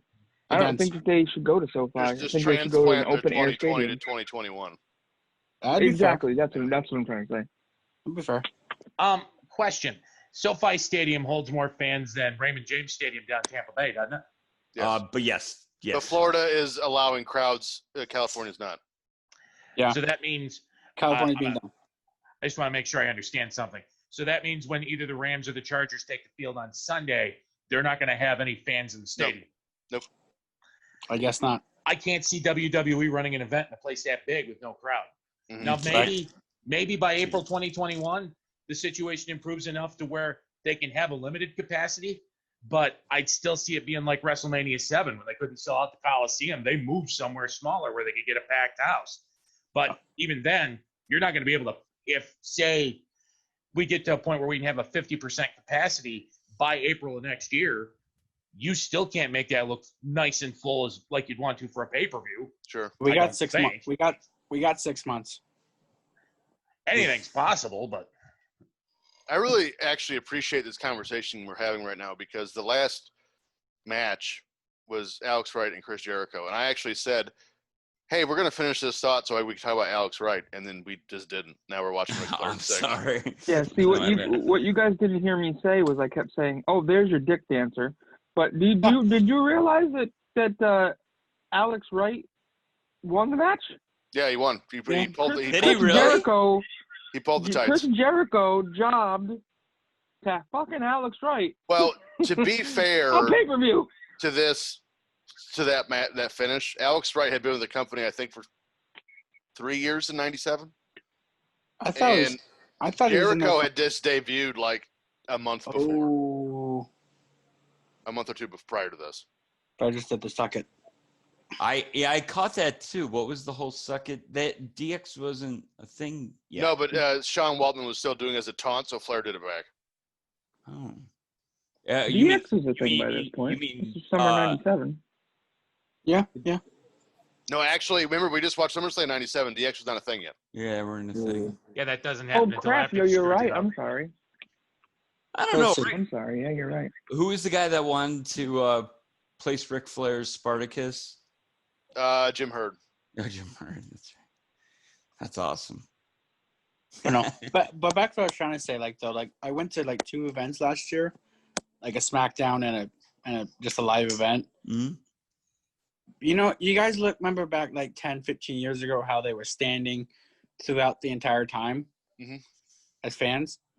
Now it's like a year ago, it was like when the match happened, everybody sat down. It was like. Yeah, security makes you, don't they? They do. Yeah. Yeah, oftentimes. Well, it depends on where you're sitting. Nick, do you think I was down on the front row, down towards the front. I'm like back in the day, you had everybody standing throughout most of the show. Nick, I do a podcast time to time with the guy. He's just outside of Leeds, and we've always debated the O2 Arena for a WrestleMania. One, do we ever get a WrestleMania overseas? And 2, what's it like over in I know you're in the UK. What's it like over there right now? What's the mood? What's the vibe?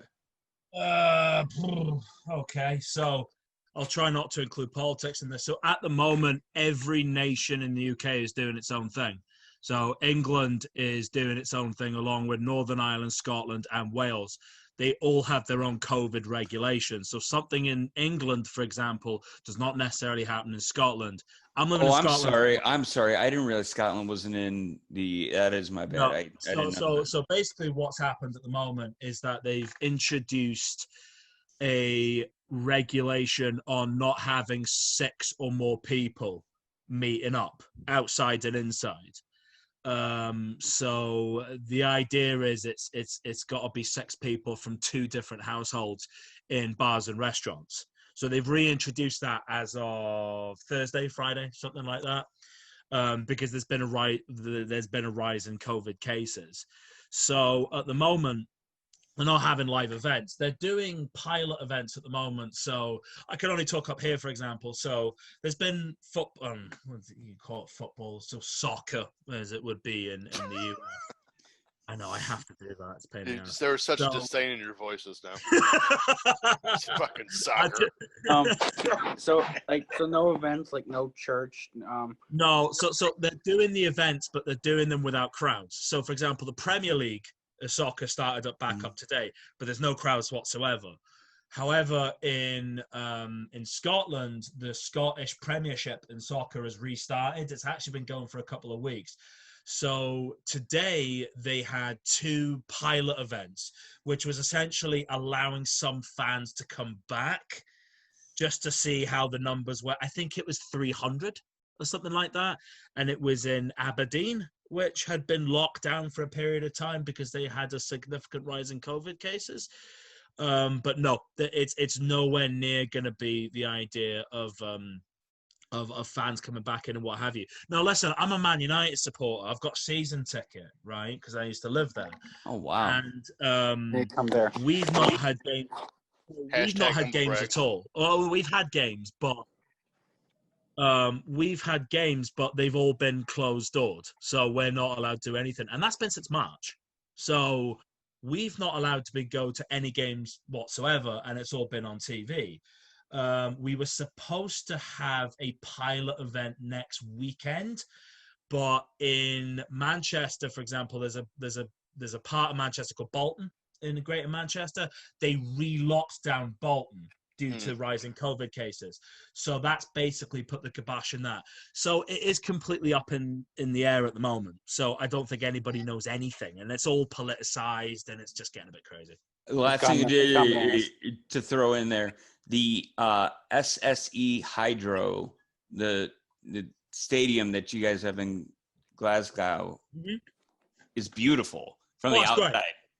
Yeah, look it up. It's like one of the coolest looking setups I've seen, actually. Let me tell you this. I went to a gig there back in December. It was Liam Gallagher, who used to be part of Oasis. I don't know if you guys know love Oasis. Yeah.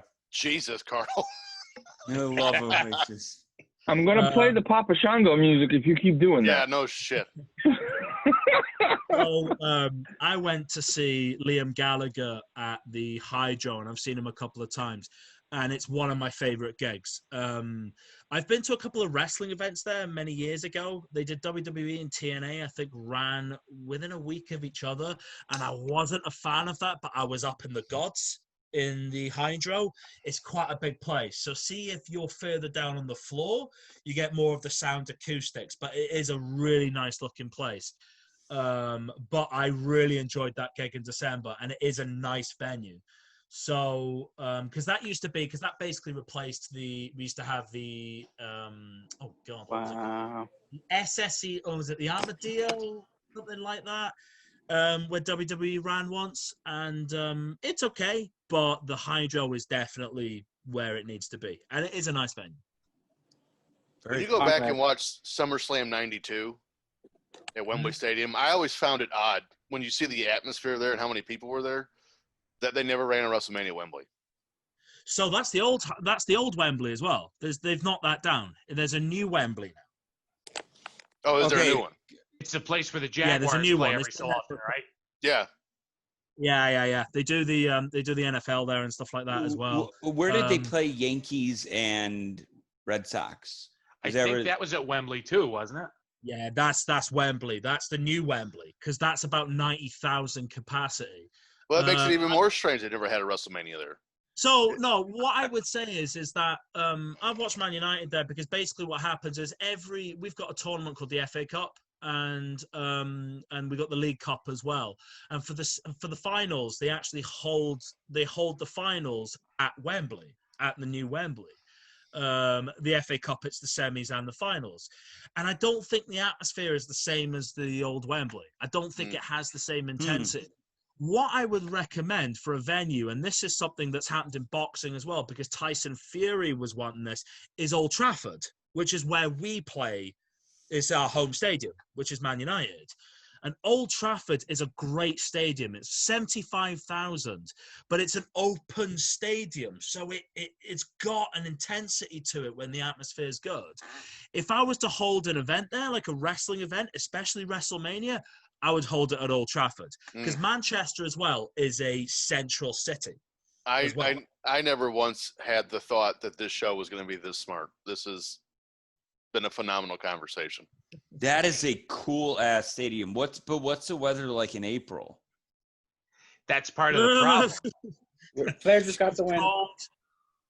Cold, wet, and miserable, and that's about all I'll say about it. Oh my God, this is a cool ass stadium. Sounds like my ex-wife, cold, wet, and miserable. Why is she wet? But I'm bumped. Well, that's a conversation for offline if you want to know the back on that one. So, Flair just won with the kick to the ding dong, and putting his. Yeah, I was just gonna say the finish of that match was like a dick kick. How do you? So this is the thing. How do you work that spot right there? How is that a work in any way, shape, or form? He just went into that knowing he was gonna get hit in the junk. I would guess Six is probably wearing a cup. That's probably the most he could do. I've not seen guys where I've seen guys talk about their matches, and like I really pay attention. They don't mind, but like when they're going through and we're like literally on the sidewalk of where we run our promotion. Like I can't describe it, but it's a very, very, very, very old theater in Arizona. Here we go. Let's see if we've got any babes on box. Nabes. Why would you do Nope. that? I think that first guy was Tatanka. It might have been. That has to be that event. What did they say they had up in the hills up there? They had something. This year it was 600,000 people. Yeah, but they have like blow dart competitions. I think that's what it is. Blow dart or something job competitions. So I have a real quick question for Nick, because I'm curious how is so you kept saying that they keep shutting down certain places. Are you shut down where you are? Like, have you been able to go to work? No, I've worked throughout. I work for the civil service, so we've worked throughout. We've not been given a choice. We've just been told this is how it is. I work as an audio typist, so basically I work for Employment Tribunal. So essentially, we take a lot of the audio that the judges record. So essentially, if you get sacked, you can put a claim in to say that you've been unfairly sacked, and then that goes through the courts and what have you. So I do a lot of the typing for them. I was never given a choice. I was just told this is how it is, and a lot of my colleagues went off, and there was no debate. There was just nothing. There wasn't enough equipment to go around, basically, for that. I've just got on with it. I've just cracked on. I don't do a lot of whinging and stuff. I just work and I just get on with it. At the moment, we're still working. Everything is still open. The pubs and restaurants are still open, cafes, bar, what have you. The problem is that the cases have been rising again because everyone's been mingling again. So there's been more restrictions about how many people you can have in your house, how many people you can meet up with, and what have you. The issue's been with people complying. And there's been situations where people haven't complied, and young people and what have you. I'm not going to get into that. I personally think that you've locked people down for 4 or 5 months. There's always going to be a rebellion against those kind of things, especially politicians. Yeah, of course. Especially politicians. Hello, Kimberly. Have you seen video of the United States? Holy shit. Hello, nurse. Guys, this match is perfect. I am not happy that I'm wearing yoga pants right now. Wow. Now we're back to our show. This is what the show is supposed to be. Wow. And you think I'm lying? Check out these yoga tights. Yeah, man. Whoa, there it is, Karl. Hey-o. So we're at 97. Yeah. This is the peak of DDP's popularity. He's still kind of in the midst of his Savage rivalry. It's not done yet. I think they 98. finish up. I don't know. When he goes through the crowd at the end, well, they jacked up Halloween. Had Halloween Havoc come out the right way, and it wouldn't have fucked. Could you imagine the start when we play the domino effect game with DDP? Imagine. Oh God, I've never seen this match. And I love it's a good match, but it's a disappointing match for Kurt Hennig. So, well, it's kind of like what the hell happened at WrestleMania 9, where they're like, you could tell that they had spots down and they're both looking at each other like they have the IQ of a Rubik's Cube. They're just like, guys, quick question. If Perfect was still alive today, what do you think his role would be? He's a coach. Would have been He's an for the last 10 years. He's at the PC. He'd be a producer. No, he'd be there. He'd be doing something. There's no doubt. Do you think he would have had a world title run? No. No. Unfortunately, when he came back in 2002, I mean, he was already, like, what, 45? No, he was younger than that. Was he? Because, I mean, people forget he debuted in the AWA in, like, 84. He might have been. So, Frank, just to answer your question, it's a complete and utter shit show at the moment in the UK, which I'm sure is. My question, Nick, was like, how are they people that can't work? Is the government paying them? Are they taking care of them? Furloughing them, yeah. So it's called furlough. So basically, the idea is that you're furloughed, which means that you'll still be. He was born in 58. So in 02, he would have been 44. Perfect. 40. Goddamn, I'm good. Yeah, and not to get crude, when you say sacked, you mean fired.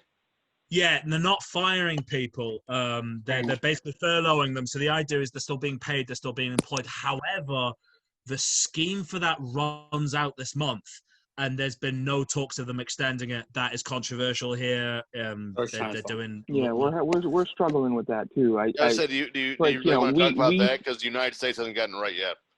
No, China's fault. Yeah. I'm blaming China. It's crazy. Listen, I don't know what the is going to be. I don't know what the solution's going to be, but I just know that everyone's trying their best. Yeah. Unfortunately, there's just too many people having their say on things, and things get locked down willy-nilly. And there doesn't seem to be a united front on this. So that's what I'll say on that. At least it's good to hear. It's not just us then. Mm-hmm. Well, no. In the U.S. isn't just in the shit show. It's everybody else. Yeah. So let's stop talking about that because it's just making me sad. Let's just go back here. Can we talk about how Mr. Perfect still hasn't pulled his damn pants up?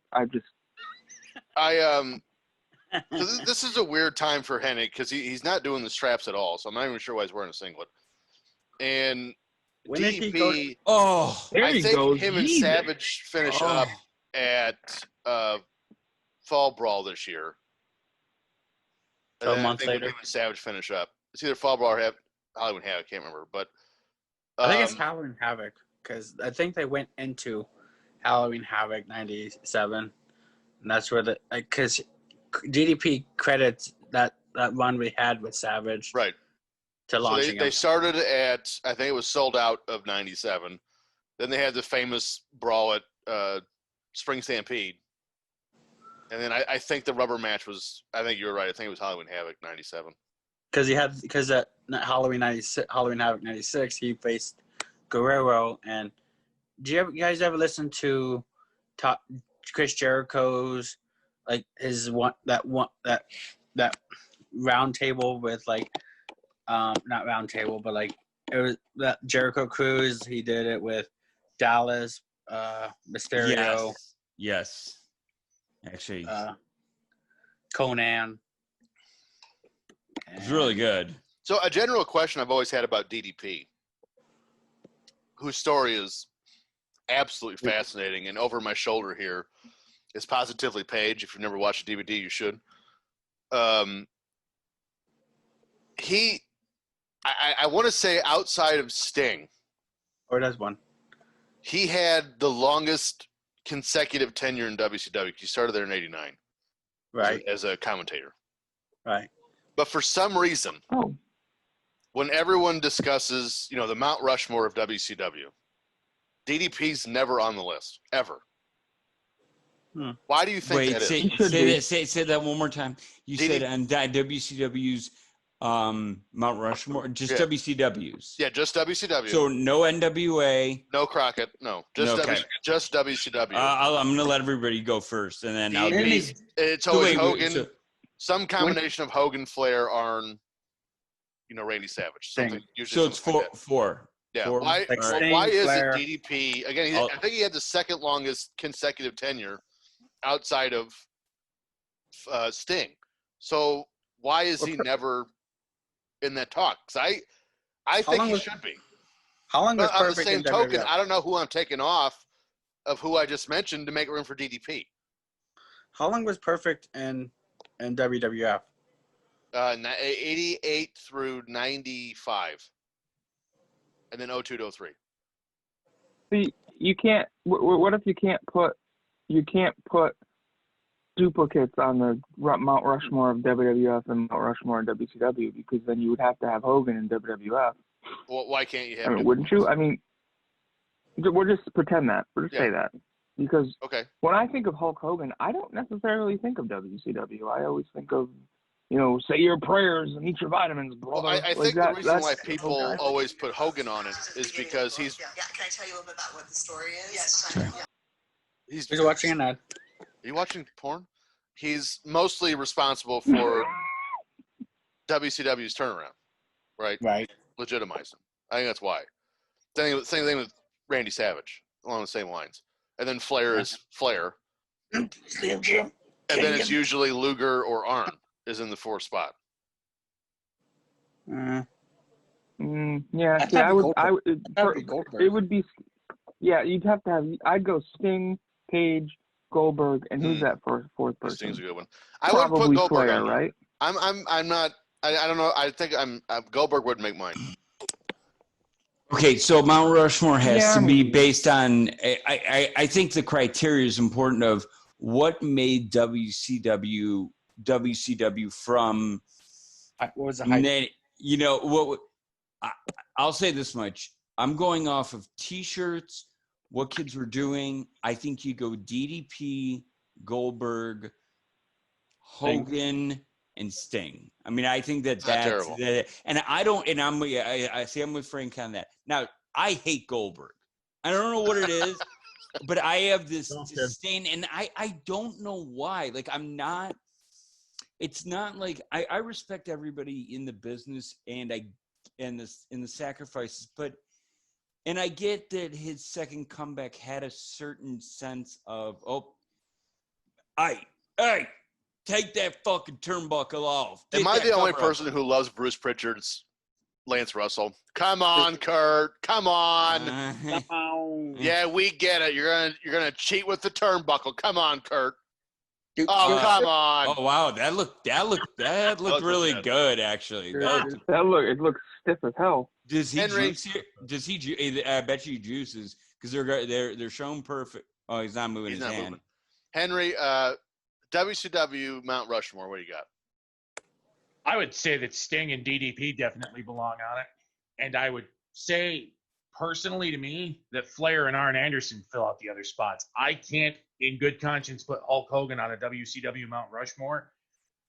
One, because I grew up starting with the WWF Hulk Hogan. Right. With, like Frank said, you eat vitamin C, blah, blah, blah, blah, blah. The NWO was a great idea, but unfortunately, once the NWO finally petered out, Hogan was part of the reason that by 2000, WCW was, as Tony Schiavone so aptly describes it, as a coffin on roller skates. Mm-hmm.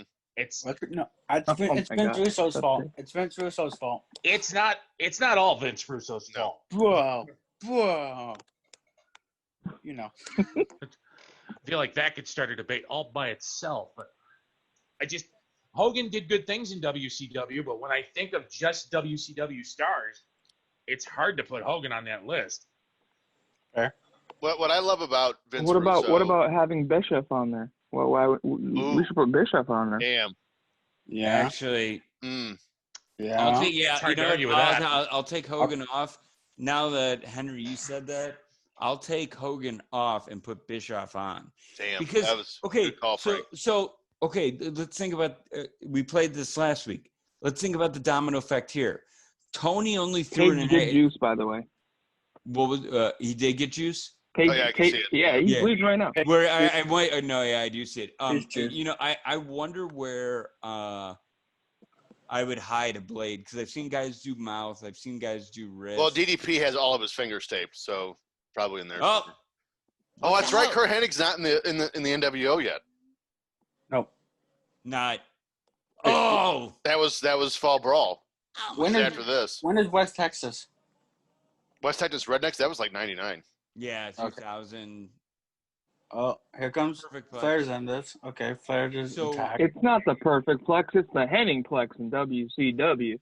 His bridge sucks right there. So what was your domino game, Carl? Bischoff doesn't get it, and who were the other three that applied? Schiavone, Jim Ross, and actually I think that might have been it. Heenan. Yeah. You have then the Mount Rushmore is Eric and because those guys are not coming up with. Could you imagine Tony running it? I love Tony to death. You know that, and he's been when we were in person. I mean, he bust my balls in the WHW. Mean Gene, take that fucking jacket off. Kids, call this number $1.59 per minute. Don't ask your parents. Fuck them.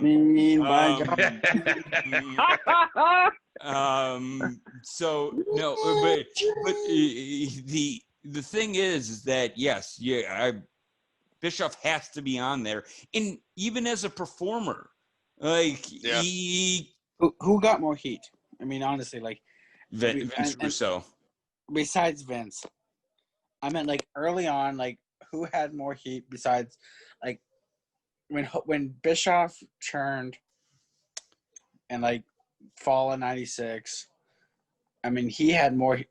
He had genuine heat from the fans. Goldberg's in this promo video, by the way. Well, if you he is and Wrath. If you want to play K Fizze, most heat, like legitimate heat, was Sergeant Slaughter turning Iraqi turncoat. I would think. I was talking about WCW. Oh, okay. Well, I'd still say it's probably Hogan in fall of '96, even though Bischoff had just turned and it was becoming obvious that he leaned NWO.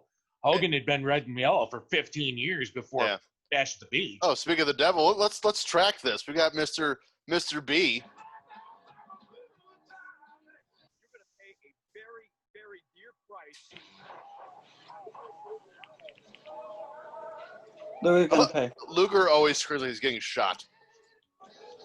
Is that Buff? Okay.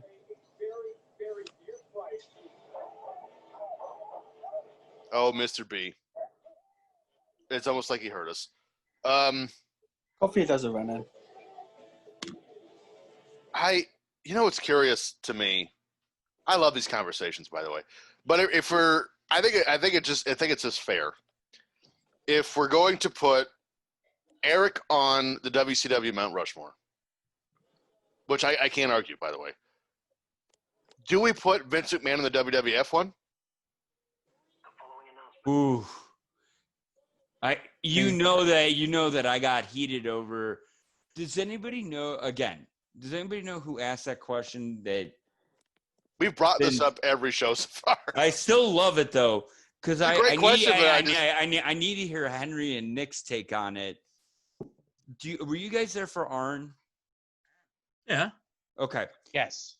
Did you guys get what was your reaction to the question that was asked? Actually, it was more of a opinion, and I respect again.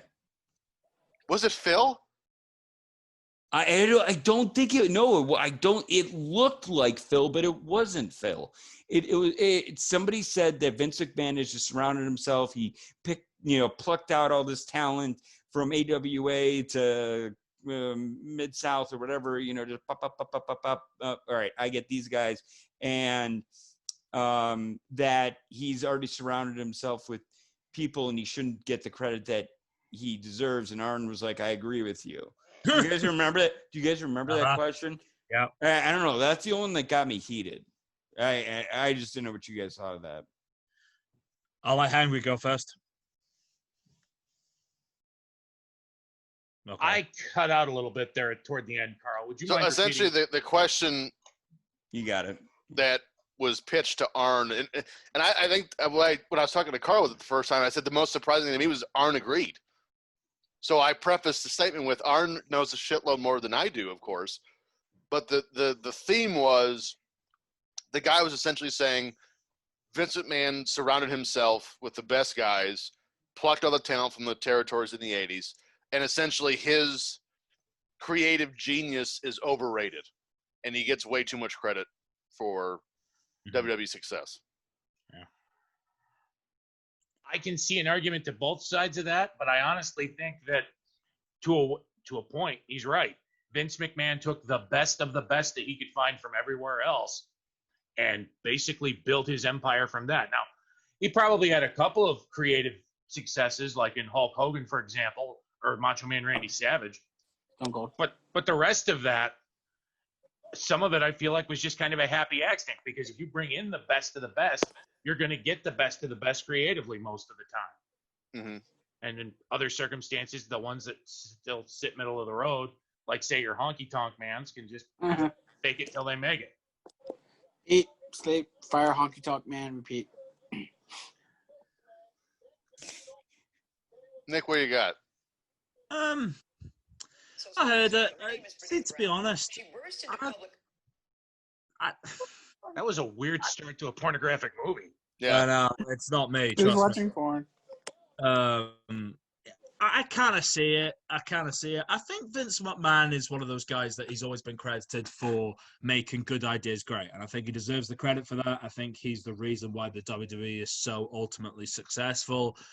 And I think he's the reason why the WWF prospered and especially in the 80s and the 90s, and especially when WCW were kicking their ass. And Vince McMahon had people around him that were able to tell him, hey, this is the direction you need to go. But Vince McMahon was able, with his genius, to take what happened with Bret at Montreal and turn it into a storyline and actually do something with it. And I think Vince McMahon deserves the credit for that. Where I think Arn Anderson's comments come from, and this is just me personally, is now, here and now. Yeah. I think after a while of being ultimately successful, you start to rest back in your laws, especially as there's no competition. Like AEW is competition, but not in the sense that they're legitimately going to challenge WWE in terms of buy rate and things like that. You know what I mean? Yeah. So basically the way I took it was that Vince McMahon has kind of rested on his laurels, and as a result, the WWE product has suffered, and it has suffered. It sucks. It's not what it used to be. I remember years ago, I was kind of out of it. There was this great segment with Randy Orton had RKO'd Stephanie, right? Oh my God, that was great. I remember that, yeah. 2009. H ran out with that stupid expression on his face. And I always remember Randy Orton, and he looked over and he kind of looked back, looked at his guys, and just kind of had the sneer on his face as if he was processing what was happening. And I said, I was dating this girl at the time. I said, that is good television. That is exactly what we look for in drama. Like Game of Thrones is brilliant for that because Game of Thrones will do a scene and it'll be a look, it'll be a gesture, it'll be something they do. And they have actors that are able to incorporate that. The problem then is that many years later, I'm watching it and the Big Show comes out and says, last week I choke slammed John Cena. It's scripted. It's shit. It doesn't make any sense. It seems as if they're rattling off a script. I don't believe it. So therefore, I'm taken out of the moment. And from what I've seen of WWE over the last couple of years, that's all they've done. They've stuck to scripts. It's sort of incorporated into, okay, we're going to do a script and this is writing and this is television, but it doesn't seem real. And that's the problem. And I think a lot of people have been turned off by that. So when I heard Arn's comments about, the idea that he surrounds himself with certain people and that he's kind of overrated, I think it's based off now. Because I think he surrounds himself with people who think they know what they're doing and they don't. The idea is that people are saying that the WWE sucks because it's not believable anymore. Because it's like you're watching it and you go, I don't get that. I don't think that's real. You're taking me out of the moment. It's like a movie. If Bruce Willis is winking at the camera every 2 fucking seconds, I'm not going to watch any more of it. Right. I don't believe him. So that was my take on it. I think part of the problem, too, is that, and any one of you stop me if this sounds wrong, but since WCW and ECW went down the drain in April of 2001, Vince McMahon, until AEW came along, didn't face any real systemic, sustained opposition. I mean, TNA, Impact tried, Ring of Honor tried, the NWA tried, but nobody could really get that same traction that Vince McMahon has. And with absolutely no competition whatsoever, you go to what's been working. And Henry, I'll say this. I watched a promo of Ric Flair after Triple H beat him with a sledgehammer, and Ric Flair rips off he says, I've got the stitches taken out an hour ago, and hits himself. It is one of the fucking best promos I've seen Ric Flair ever cut. Bar none. It is amazing. And you believe, and when you're watching it, you go, my God, the passion in this promo, the intricacies of what he's doing is bar none some of the best stuff you'll ever watch. Triple H coming out, kind of got his hands up like, ho, ho, ho. He's kind of slightly worried about what's happening here. It's missing in today's product. I watched something recently with Roman Reigns and Paul Heyman, and Paul Heyman's great. I like Paul Heyman. But Paul Heyman's doing this promo. It sounds scripted. It's promoted as scripted, and Roman Reigns does what he does. And I just go, I don't believe it. It's taken me out of it. Maybe that's because I'm older and I'm different, but for me... Well, I think, for one, I think the generations are different. They're not really asked to, ad-lib anymore. And especially like they were used to.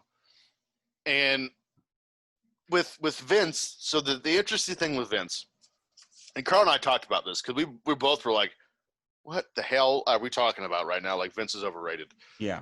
Karl and I both vehemently disagreed. Vince, for one, has never claimed to be a creative guy. He's the promoter. He's, the announcer. He's the salesman of the group. That's what he does. His job is to hire guys like Pat Patterson, Bruce Pritchard, Vince Russo, Jim Cornette to steer the creative ship, so to speak, so Vince doesn't have to. Now, granted, he is the last draw. He is the the check mark, the filter, if you will, that sees these stories go to television. And with him, picking the best guys out of the territories, well, of course he did. What else would he do? I could get Hulk Hogan, but I'll take Colonel De Beers, kind of shit. Like, of course he took all the best guys. Why wouldn't you? But Vince has never been head of creative. That's not what he is. Like, I theoretically, sure, again, he is the last pit stop, but he has other people to create the stuff for him, and then he just kind of tinkers with it and fine-tunes it. And with the putting the people in the right place thing, I mean, imagine Stone Cold Sean Waltman or, the Heartbreak Kid Barry Horowitz. Like, it just doesn't work. So you have to be able to pick those people to put them in those spots and those characters, and that is what Vince, and I guess to a degree even Bruce Pritchard, who gets shit on entirely too much, that's what they do. Vince has never, no one's ever said, oh, Vince, he writes all the storylines, because he doesn't. So Vince's creativity, I don't mean to cut you off, Nick, but his creativity is, his side is business side, promotion, shit like that. He's not writing stories. Did anybody you go first, Nick. You hit it. No, sorry. What I was going to say was I had this conversation with my girlfriend the other day, and I was like, look at The Simpsons, for example. The Simpsons is one of the most highly promoted, highly rated television shows still on Fox, right? Yeah. But I think most people that you'll ever talk to about The Simpsons will say that ever since maybe season 10, that it's never been the same. And we're now on the 30th season. I've heard since Conan O'Brien left is what I've heard. Yeah. And Conan O'Brien was a massive part of that. And the writing team that they had was hilarious. And I would say that The Simpsons is as funny as anything I've ever seen. But the problem was that they changed teams so many times. They brought people in as the showrunners, and it went different direction. No, that is not something I'm a fan of, right? Now, I know that they're going a different direction. They're still bringing in the ratings. They're still bringing in the money. The problem is there's going to come a point where The Simpsons is going to lose that. And at that point, then they need to change it up. And they haven't done that. And they've done that now for season 12, maybe 18 seasons that they've not done that, right? So look at the WWE. Vince McMahon has the potential to look at what's going on right now and say, fuck this, we need to change it up big time. Yep. We're losing the fan base. We're losing this. There's something about this that doesn't feel right and scripted. And he chooses not to do that. We are chosen to still be promoted the same scripted, formulaic crap that we all hate, but the kids love it. It's still the highest rated thing ever. So it's one of those things. The kids love it. I know people that do love it. I'm personally not a fan of it. So I'm live to let live, to be honest with you. I get where Arn Anderson was coming from with his comments in the idea that he surrounds himself with creative people and that they kind of take a lot of the credit. But Vince McMahon now, here and now, has a lot of power to change things up and say, I want to make this better for the fans. He chooses not to do that. Do you know where I actually, looking at the product now, do you know what it makes me feel like we're at again? Okay. WWF 1994. That's and they just re-released the Royal Rumble podcast on the AFS, and I love 94, 95. I like to watch, they always talk about Vince needs, God, Scott Hall looks like a fucking $1 million here. Yes. He looks so good. That's an awesome shot, by the way, that sun setting. That's good. That's a good shot. That's a very good shot. I love that. So Karl, 94, emanating from Providence, Rhode Island. I was gonna say, settle down, Frank. Just saying, man. Just saying. The thing is, we've heard this story told many times. Vince needs a hit. Vince needs one big hit. He needs this something, right? And if you really look at it, he squirmed and struggled and even when Rocco said that the first thing that he saw was LT and Bam Bam Bigelow, and I'm like, ugh. But really, what was his hit? It was Mike Tyson. It took 4 years. Yeah. So, like, if we're gonna, and that was, I know, a different age but right now you have preconditioned the audience to not be patient, we're in an instant gratification world where from everything from Amazon Prime to our credit cards to any of that, we want it now. We're not willing to wait for a 9-month storyline. We are, the 6 of us, but we're an anomaly. We're not the people that sell that crowd out.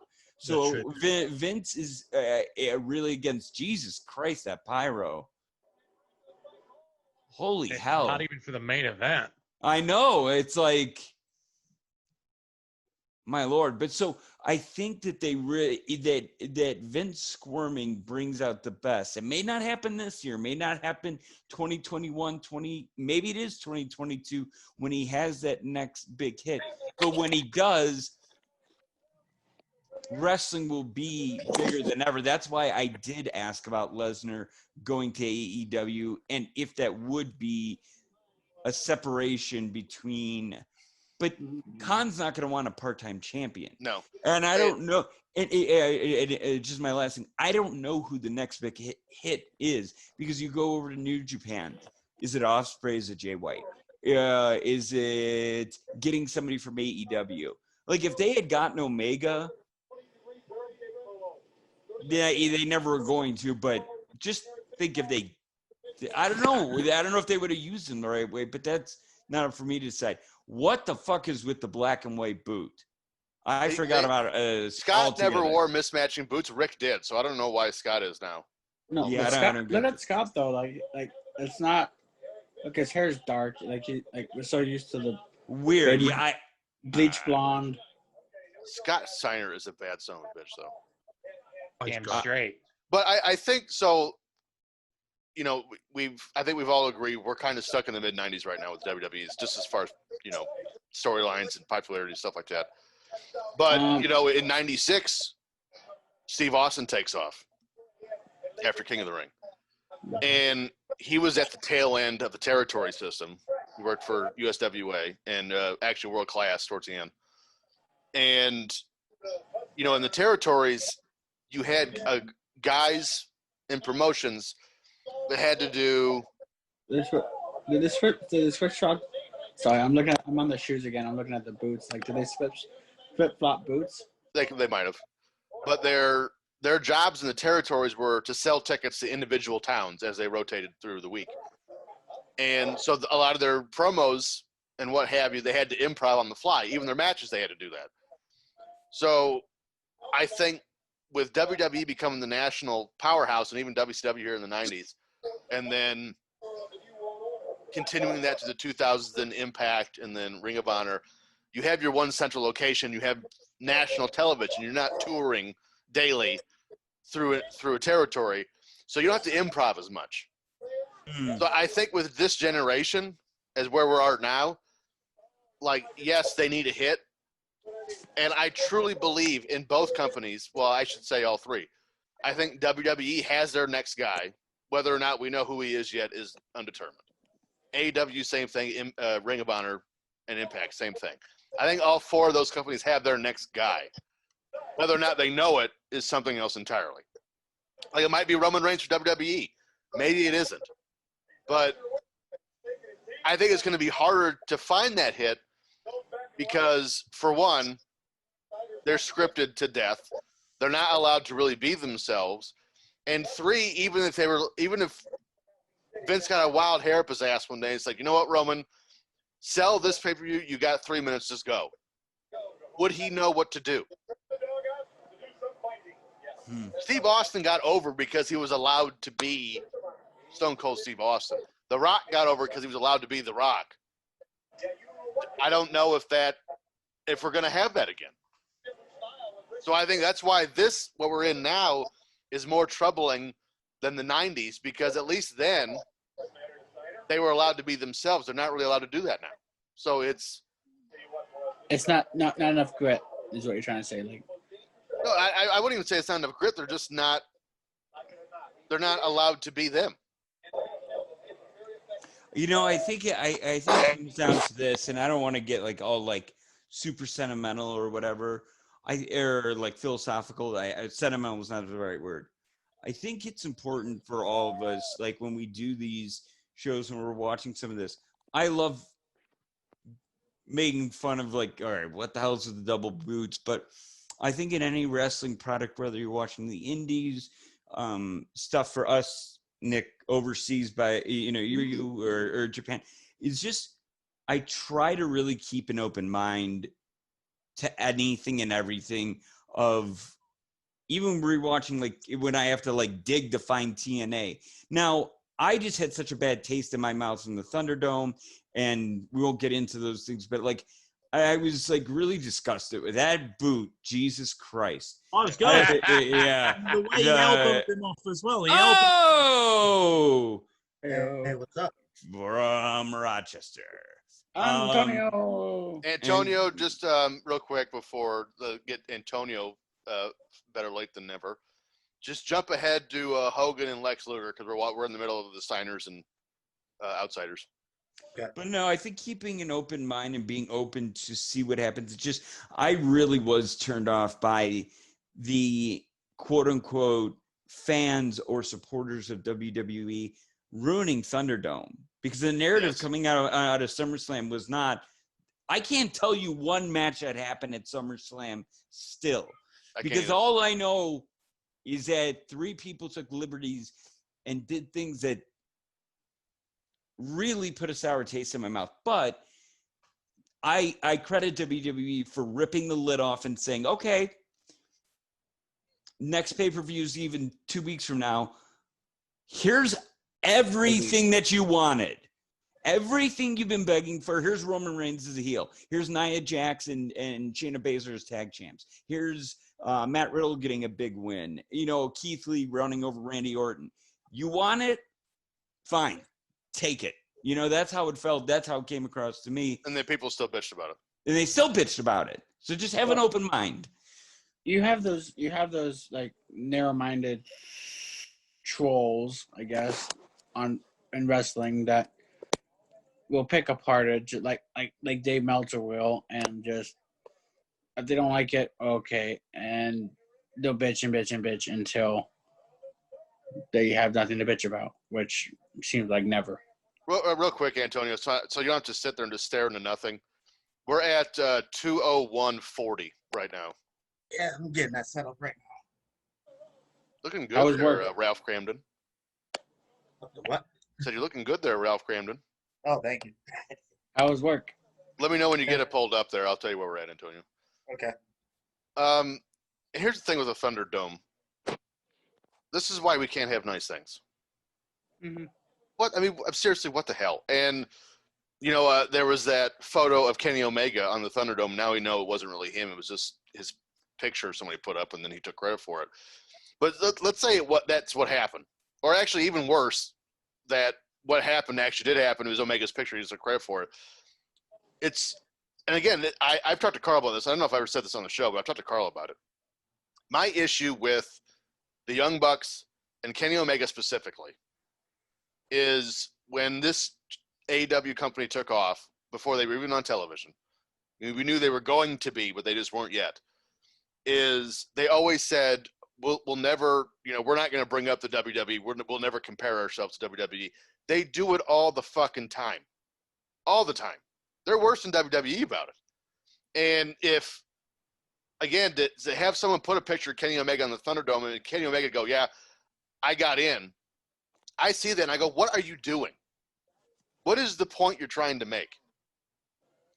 Like, oh, I got him. I trolled him. I was on the Thunderdome. No one gives a shit. You know what I mean? Like if you were in the ring, fine. Like if you were if you're sitting front row at a live event, like in the crowd, fine. No one gives a rat's ass you're on the Thunderdome. I just don't get it. Like why they're constantly having this self-proclaimed singular man, because the other company's not involved in it, pissing contest with the opposition. Don't acknowledge it. I don't understand. But then when WWE fires back, don't go, oh, I don't know why they're saying this about us. We didn't say anything. Bullshit. Yes, you did. Everyone knows by now, over the last 30 years, WWE doesn't acknowledge their competition unless you poke them too much. Then they'll fire back. Not until then. How many times have they had a problem about Impact?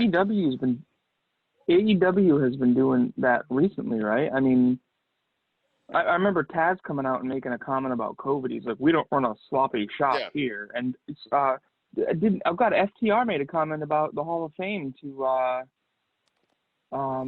who the hell was it? This past AEW. Yeah. Who was he talking to? Who? No, I was making crap up. I was like Dave Meltzer.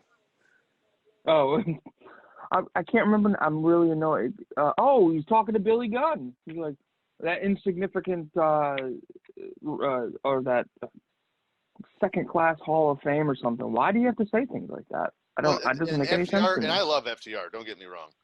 But they just posted a picture on Twitter that said they were the Raw Tag Champions, NXT Tag Champions, SmackDown Tag Champions, now AEW Tag Champions, the greatest ever, and question marks underneath. What are you doing? Mm-hmm. Who gives a shit about the other three? You're the AEW Tag Champs now. That's why I just don't understand that. I don't get it. I think they're trying to compare themselves to like Road Warriors. No, I understand what FTR is doing. What I'm saying is, why do you keep acknowledging the competition? Stop. Like the only guys, the only people that care. They're trying to have a WCW vibe. They're trying to have a WCW vibe. I mean, even somebody. I mean, I think it. And again, I love MJF, but I think they were posting what the ratings were, and MJF come up and said thank you. Like, why is anybody even acknowledged? You don't need to say. Who cares? Just take care of your own business. Right. I think WCW went out of business solely because they were worried too much about what WWF was doing. Well, and they was like, well, we need to get WWF guys, and look who they got, and look where it went. So take care of your own business. It was also because of the political nonsense that Janie Angle, all those yahoos. Well, again, let's also not forget the merger, because that was really the worst the biggest boulder out of the avalanche. Yeah, I said Janie Angle because she was up in that. Yeah, she's up in that echelon of worst things that happened in TNN and CNN. There was so much in that Nitro book I did not know, and why would I know it? But my God, it was so good. A damn fine book. Those sons of bitches. Well, we're talking. This is probably the best match of the night so far. Yep. But I mean, of course, look who's in it. But Antonio, let's get you in here. We are at 206, 48, 49, 50. The Miro lookalike.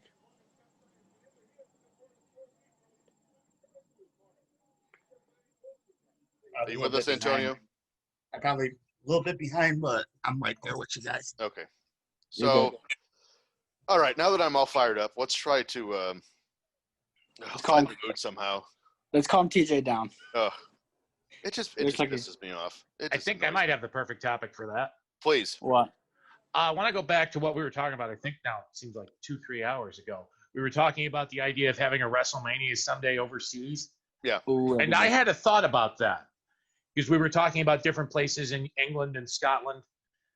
Would it be out of the realm of possibility to see the first WrestleMania that happens outside of North America instead of it being somewhere in, say, Britain or in Europe in general? Why not Japan? I was just thinking Japan, too. Tokyo Dome, yeah. The Tokyo Dome was my first thought. I don't think so because I think the crowds of the culture are different, and I think essentially they don't get into it like we do. I think part of the problem, though, with running a show like that in Britain, especially in April, is the same problem that you would have to, say, have it at a place like MetLife Stadium or up at Gillette Stadium in Foxborough. You can't guarantee what the weather's going to be like in April. It could be 70 degrees and sunny WrestleMania night. It could be 30 below zero, and you could have a snowstorm. Also, if you have it in Tokyo, you get Dave Meltzer's hogwash nonsense of 5-star matches, yada yada yada. Like, I'm not saying that that's a bad style, but I mean it's not. Oh, can I also say that Wembley has a roof apparently that they can stick over it if the it weather... does. Yeah, apparently so. I didn't even know that until it Is it retractable like Seattle? Yeah, apparently so. Apparently they've got a roof that they can stick over it if it gets a bit shit. I never knew that. I've always said the next time WrestleMania goes to the Sky Dome in Toronto, I'm going. I would go across the border for 3 hours and drive for 3 hours from here to go to WrestleMania in Toronto. Yeah. Lord knows they're never going to have it in Buffalo. I just think for it to be different, it needs to be somewhere else. I think it needs to be in the UK or something. Just because those crowds, man, those crowds will be different. You know what I mean? It's not going to be a generic WWE American crowd. No offense or anything, you know. Not tagging. It's gonna be intense. It's gonna be rocket. Whenever they've always had crowds, let's say in London or Manchester or anything like that, there's a different vibe and there's a different edge to it. You know, Honestly, and I just think that's something that the WWE seeks. Yeah, I do. I think that. You know, the year they went to when they did SummerSlam in Wimbledon or in England. 92. 92. I honestly, I'm just thinking back. That could have been a year where they could have had both WrestleMania and SummerSlam, or the year after, like have SummerSlam in 92 in Wimbledon and then have WrestleMania. WrestleMania 8 would have been 92. That was in the RCA Dome in Indianapolis. But which will never happen again. And then 9, the next WrestleMania was in Vegas at Caesars, I think. Yeah, I was just trying to say, like you know how much they did so much good business in the mid 90s because of like wrestling was at not an all-time low in the 90s, but there's also I don't mean to interrupt, but there is so much WWE product now as it is with NXT UK. Then you've got your main shows Raw and SmackDown. What would stop you in a hypothetical scenario from having WrestleMania at Wimbledon, and then because you've got all kinds of pay-per-views and time for shows in between WrestleMania and SummerSlam, to take, say, a tour of Britain or a tour of starting in Britain, taking a tour of Europe in general before you go somewhere else in a big venue overseas for SummerSlam? Just to say that, so Wimbledon's a much lesser capacity. So Wembley is obviously a 90,000 stadium. If you're going to do a WWE UK tour and actually do it properly, my personal opinion is that they would launch the bigger stadiums, because I think they can draw that. So if you have WrestleMania, let's say at Wembley, for example, that's where it needs to be. You could have a tour of because the WWE do that when they do the November one, they do the April. You said do. Hey Henry, I think you look a little blurry on your lens. I don't know why. Yeah, it's something I've been working on this side for a while. But anyway, it could be the background too. The idea is that you would get as much capacity as you can. Now, Manchester, Glasgow, Birmingham, you can always get big crowds. You'll get a good 20. You'll get a good 20, 30,000 there. But if you want to do WrestleMania, you either do it at Old Trafford, where you've got 75,000 people, or you do it at Wembley, where you've got about 90,000, and you promote the shit out of it. And I think it could work. I really do. I'm not interrupt. I'm just trying. I hate Nick Patrick. I wanted to punch him. Want his face punched in. Nick Patrick is one of the greatest referees of all time. Yeah, he's good. The point I was trying to make earlier with SummerSlam 92 being in Wembley, and then the WrestleMania before was in the Dome in Indianapolis, which again we'll never get another one. And then 9 was at Caesars, is because for one they already had venues booked, so that's part of the issue. And two, Nick, I don't know this, so I'm going to ask you because you're over there. What season is what sports in season in WrestleMania season? So the end of March, beginning of April. Right. So they do the UK tour after WrestleMania, so around April, May, and then the next UK tour is around November. Because I was thinking, one of the reasons maybe we haven't had one over there, because it's certainly a great choice, I believe. is maybe it's just like a booking as far as the stadium's concerned, a clash. Something else is there. I don't know. I don't know the answer to that. So two things. Sorry. Sorry, I didn't mean to interrupt. I just wanted to hit this. Miro's contract with AEW is provision that he has freedom to work with New Japan. I just wanted to throw that out there. Wow, he's gonna be great. That got me thinking. Go back. I was looking down because I wanted to make sure I had my research and my dates right. April 13th, 1990, they did the WWF All Japan New Japan Wrestling Summit. What if for a WrestleMania, if this is possible, I don't know if contractually this could happen, but if you wanted to really make things different, you went back to that formula where you had Bret Hart versus Tiger Mask, where you had Tito Santana and Jimmy Snuka versus Kenta Kobayashi and Fuji, Great Kabuki, Greg Valentine, Jake Roberts, Big Boss Man. What if you did a combined deal of WrestleMania, like to jumpstart the, hey, listen, we understand that we've got to appeal to a different fan, but you gave those, because if somebody said it, I don't know how the audience would receive it, because it does seem like to us like they're sitting on their hands, but it's respectful. We get that. And I love New Japan. I really enjoy, I mean, again, I go back to 2 out of 3 falls Omega Okada, and I wonder if you could pull something like that off and make that not a Abu Dhabi. What the fuck is Bruce wearing a beret? Oh, my Lanta, ladies and gentlemen. Bruce Buffer. All right. For the Are you next telling me that Hogan and Luger are going to go a half an hour? Is that the last match? That's insane. I do believe it is. I think this is our main event. So, well, there's a celebration afterwards too. Like if they do oh yeah, remember Bischoff said this is where Rodman does the run-in because he just happened to be in town. If they do a rebook with Eric Road Wild 97, I'm getting a white tux, black bow tie, black handkerchief, and a fucking beret. Dude, that is awesome. Can I just say, by the way, how awesome it is that Michael Buffer's doing this announcing? That was something that WCW did that I just don't think WWE. Should we track some Michael Buffer? Yeah, he got paid like $1 million per appearance. Amazing, and deserved every fucking penny. Yeah. Let's track us some Buffer.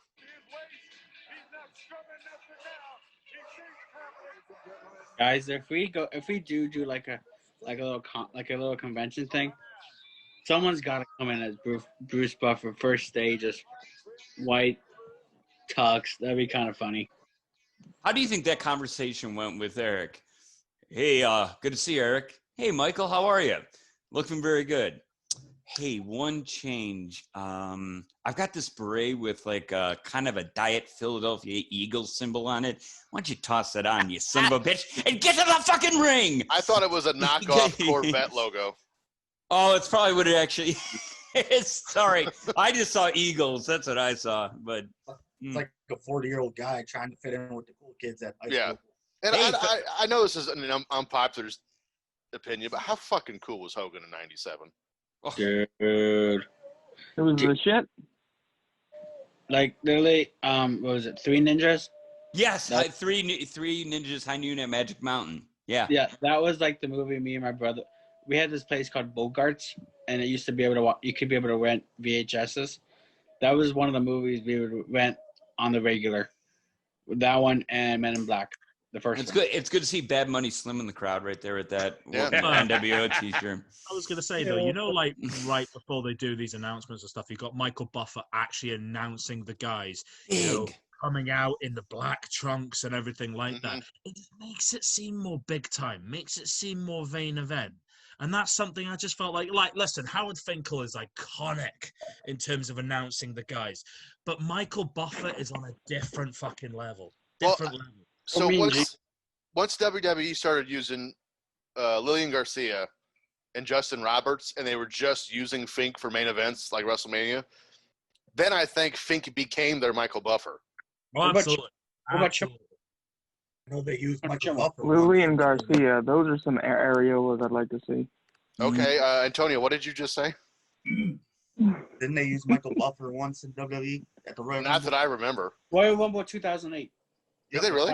Yeah. The Royal Rumble match. I'm pretty sure they used him for that. Look at that Royal fucking Rumble belt. match because it was in New York City. It was That like train. not that exact belt, obviously, but which I think I have a picture taken with DDP with that belt. Is there a belt from Fondue? See, the thing is as well. I'm buying that belt from that website. If That's you my ever next belt. watch UFC with Bruce Buffer's just as good. Yeah, he is. Oh yeah. Oh, David no, I see what you're saying. Never mind. I was going to talk about Lillian Garcia's nips. No, oh my gosh. I just want to play Etch-a-Sketch. Dude, we've been so good in an actual, almost legitimate wrestling show for well over an hour now with the conversations we've had.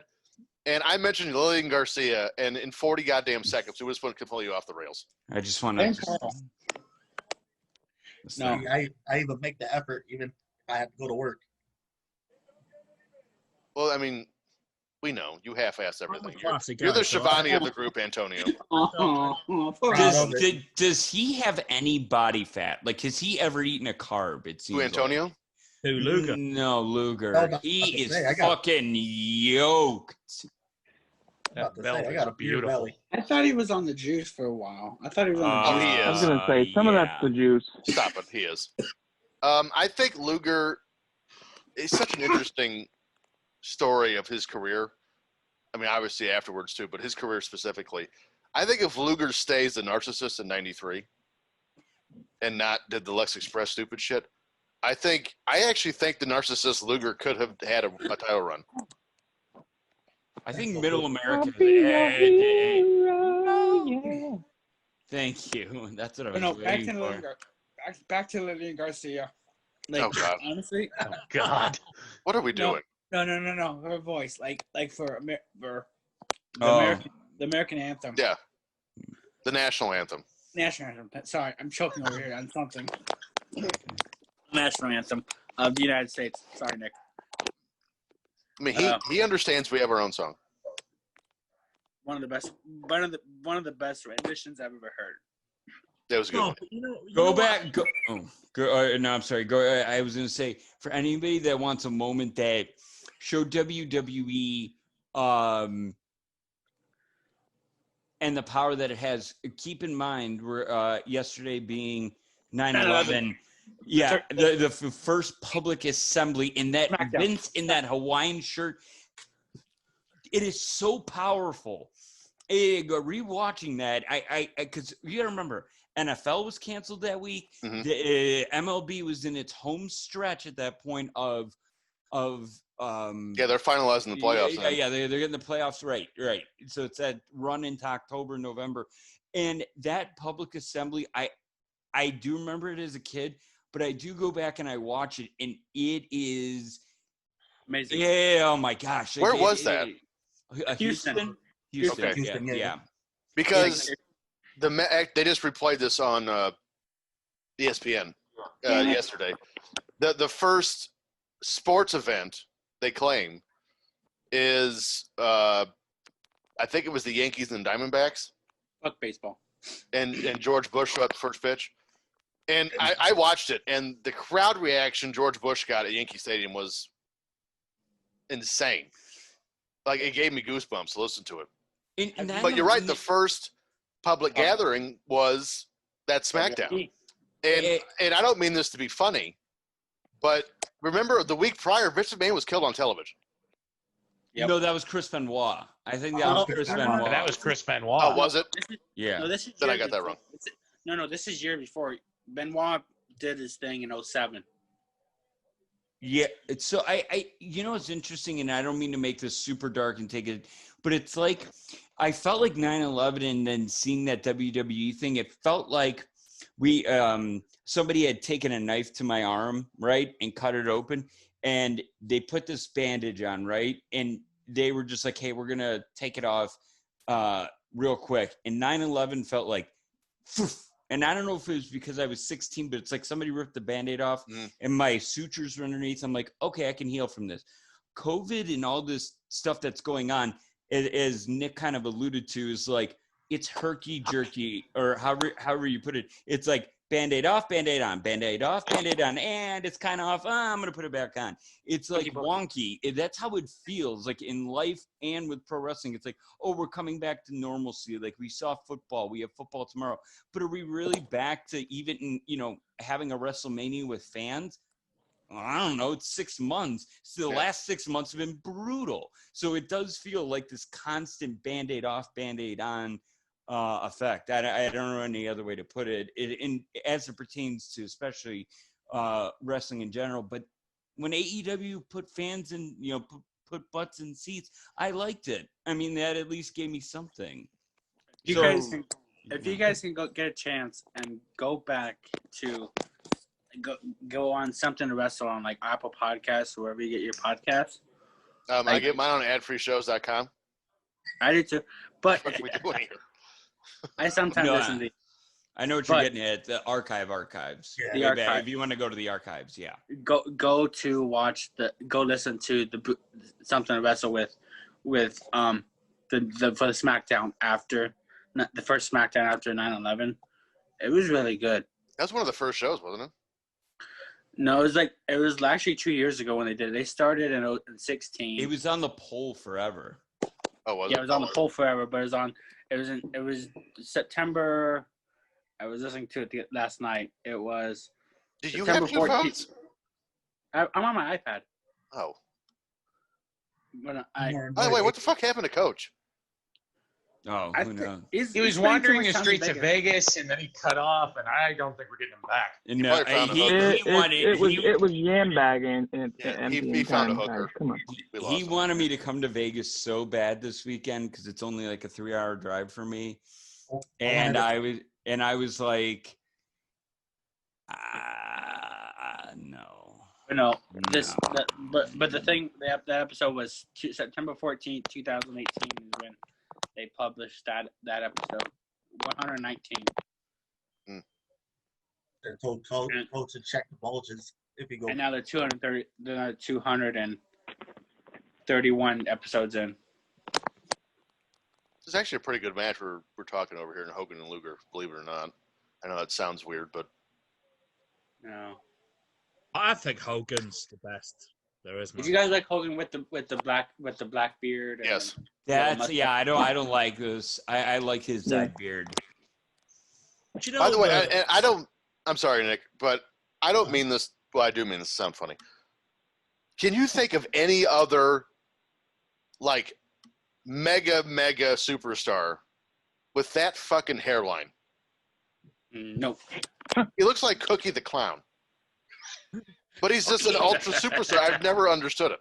Like, when he's got the bandana on, you're like, that's a bad son of a bitch right there. Then he takes it off. You're like, what the hell? Does anybody know when he started losing the hair on the top of his head? The 80s. Okay. When he was becoming Hulk Hogan, I never knew a Hogan that had hair. Hey, Nick, who's bigger? Who would be bigger in wrestling lore? Big Daddy, Haystacks, Calhoun, or Hogan in the UK? Oh, Hogan. No, Big Daddy is a fucking myth, man. The Big Daddy's big over here, but it's big over here for, the old, for the audience. Hulk Hogan transcended wrestling. He was bigger than that. Oh, Nick, mainstream. Who was bigger? And who was bigger? Savage or Hogan in UK? Hogan, 100%. I was going to say just there, I rewatched a while back WrestleMania 18 with Hogan and The Rock. Oh, I showed it to my girlfriend, who's not even a wrestling fan. And I said to her, have a listen to this. And I put just the beginning of the match of them looking at the crowd and them exchanging glances as they switch the crowd and they go back and they go back. It's still the best fucking crowd I've ever seen. Yes. That's why I specifically pick out Toronto, why I want to go to WrestleMania. Amazing. I don't think there's ever been a hotter crowd than that Rock and Hogan match. 110%. Well, if you go back and watch WrestleMania 6 in the Sky Dome, Like the cards, meh, it's okay. But and that Hogan Warrior match, they're all over that shit. This is why I think Hogan's in any Mount Rushmore, right? I watched Hulk Hogan come out against Undertaker a couple of months ago, just on the network and what have you.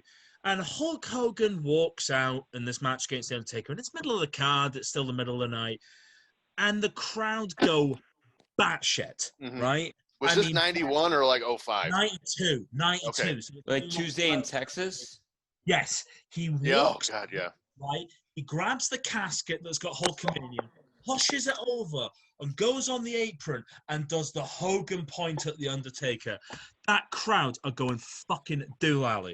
Yeah, that was Survivor Series 91. Oh, is it 91? Sorry, my apologies. Yeah. Honestly, no, don't apologize. One of the best crowds I've seen. Hulk Hogan could get that out of you. Like, we're watching this match right now with Lex Luger, right? Hulk Hogan was definitely WCW number one. Yeah. 100%. Because he was mainstream and he made WCW better. I was always a fan of the heels. And if you watch the first episode, you know that. So I was hooked into wrestling by Mr. Perfect. But I was really sank in with Randy King, Macho King, Big Boss Man, $1 Million Man, Ted DiBiase. So I was never a big Hogan guy. But I will admit, full-blown lip service here. When Hogan faced Triple H for the undisputed title, and I think it was 03. 02. Was that Unforgiven 02? And he beat Hogan. I'm sorry, he beat Triple H and won the title. I flipped the fuck out watching it. It's amazing. Oh, me too.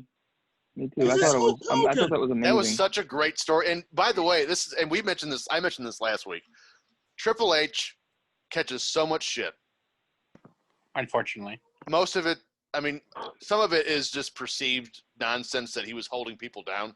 No one has put over more people in their career than Triple H.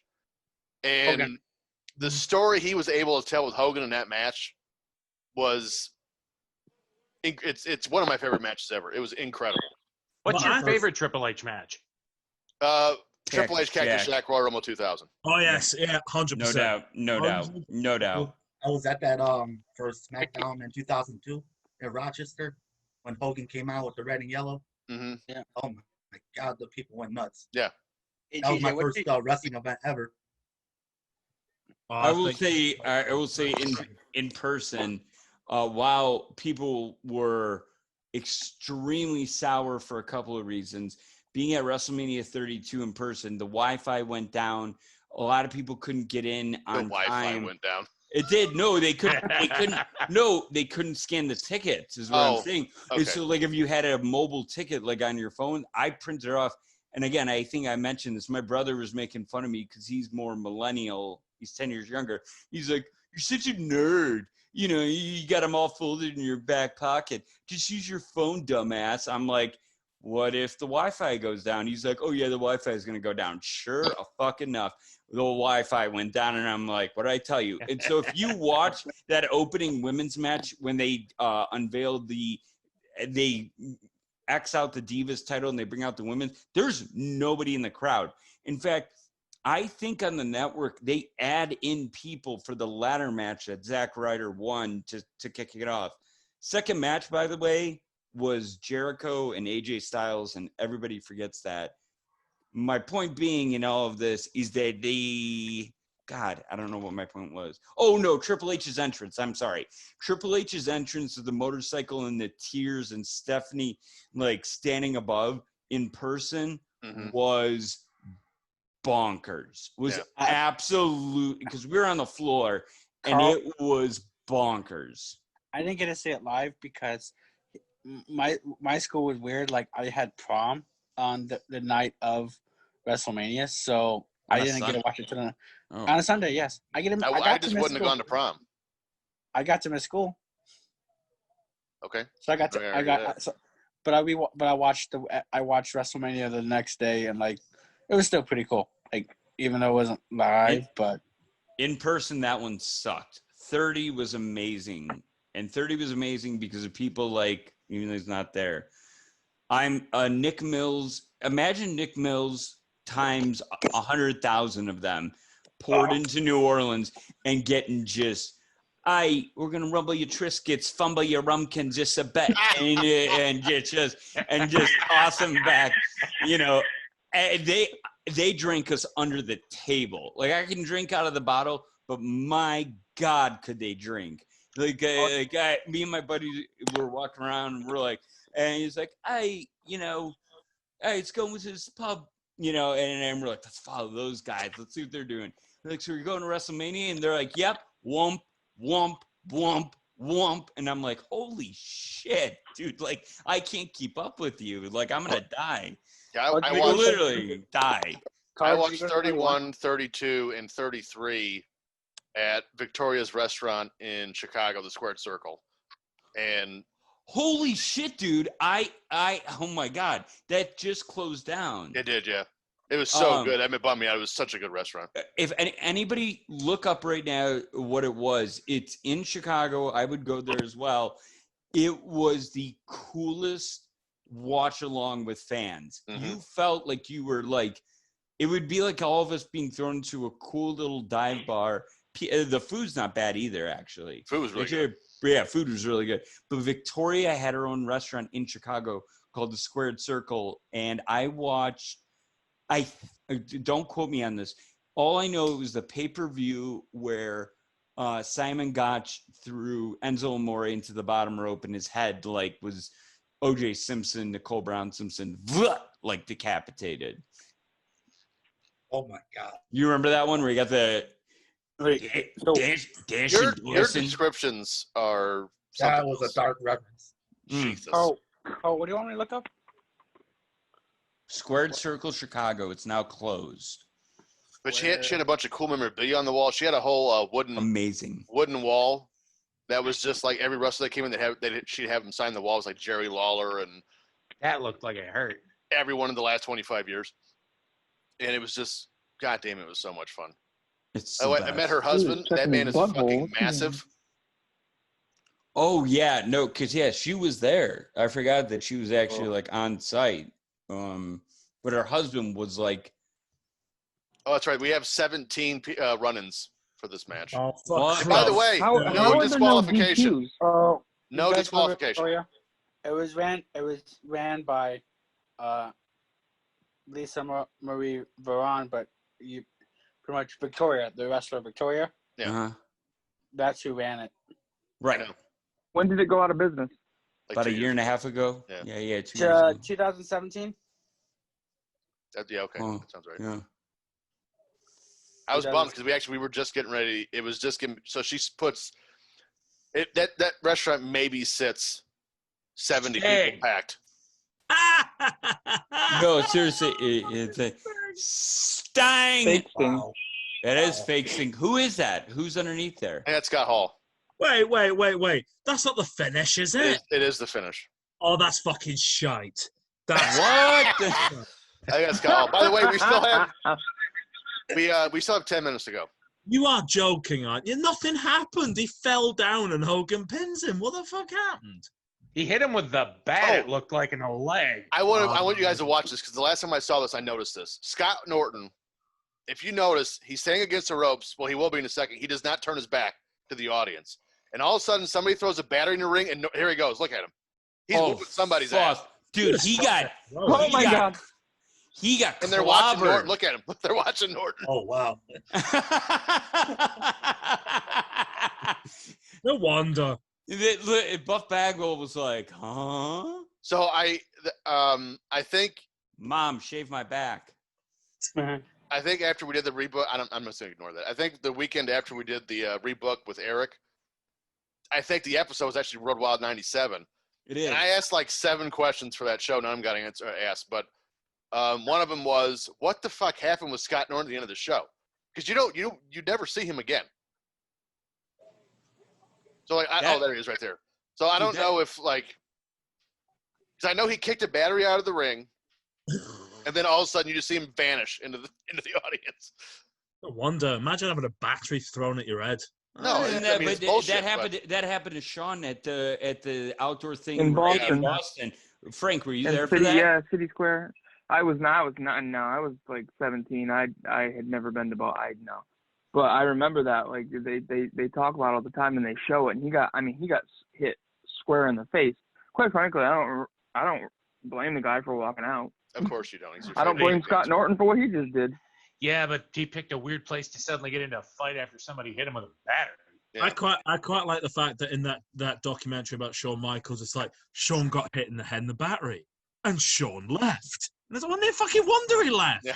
They hit in the head with a battery. And by the way, of all the guys standing in the ring at that time, the last fucking dude I'm throwing a battery at Scott Norton. Oh yeah. Especially when Sean Waltman's standing right next to him. I want to make a comment about Luger because I have always hated the way he sells. When he gets hit, it's always, oh! Yeah, like he got shot. Oh! And then he falls down and he lays there with his knees bent. It's like, I don't know. It was never big on Luger. Hey, Frank, I don't know about you, but I always loved it with Luger whenever he had the match with Flair, right? And Flair would hit him and Luger would just flex and do the arm thing. And Ric Flair would get down on his knees and go, no! Oh, God, no! No! So back to the battery thing. I don't know if you guys remember when WCW was partnering with MTV when they would do Spring Break. They'd have that's when they had the Nitro at Club Vila. Yeah. There was one. I can't remember what year it was. It might have been 97. Maybe 98, one of the two. And Kevin Nash and Scott Hall are on the stage. And mind you, Scott Hall's legit 6'7", Kevin Nash legit probably 6'10", 6'11". And one of the Spring Break kids, I don't know what is with fucking people and batteries, threw a battery at Kevin Nash. And before Nash could get off the stage, Scott Hall, mind you, this is in the middle of a television recording. Like, it's airing live on MTV. Scott Hall just takes off into the audience with Kevin Nash in tow, and they just beat the shit out of this guy on national television. I'm glad they did. Good. They should have. Is there a place where you can go to see that now? I'm sure it's on YouTube. Here, let me see. Google Kevin Nash, Scott Hall. I think crowds get rowdy. It's one of those, isn't it? You want the heat. Don't get me wrong. It's like I remember the Road Wild '96 match with Booker T and yeah, but it's literally the first YouTube is Kevin Nash attacks a fan at Spring Break. Yeah. I was looking there to that Club Vila, and then anybody would get thrown into the pool. Look at Shivani. Let's track some Tony Schiavone. Let's track some Tony Schiavone. So important. WCW, we were on such a roll. We felt good about each other. Everybody was talking about how high we were and where we were going with this. I miss Dusty Rhodes. Right here tonight, as we were ready to grab the snake in the heart of this monster. Tony, what do you feel, baby? Come on, baby. Kings and queens, daddy. Kings and queens.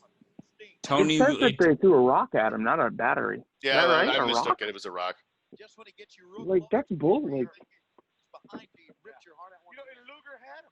Luger had him beat. Yes, he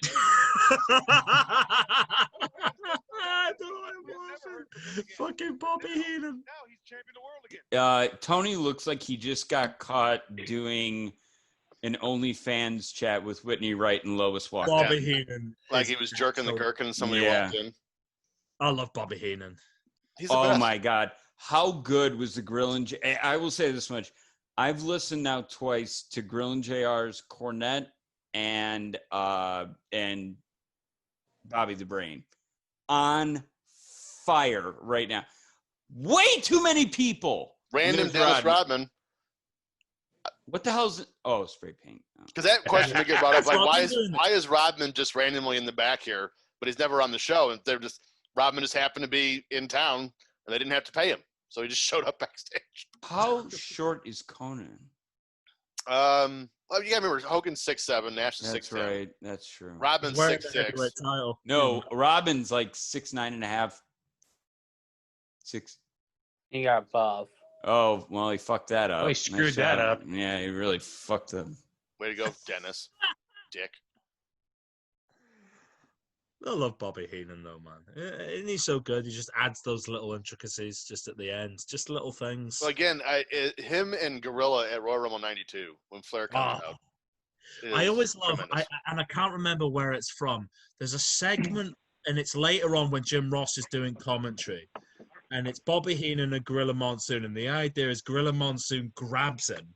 And Bobby Heenan puts glasses on as if he can't hit a man with glasses. Yes. I don't get why Vincent's still on. Yeah, and the idea is Bobby Heenan goes to hit him, and Gorilla Monsoon turns around, and Bobby Heenan covers his face. It's fucking hilarious. Every time I see it, I always crack up. He's so good.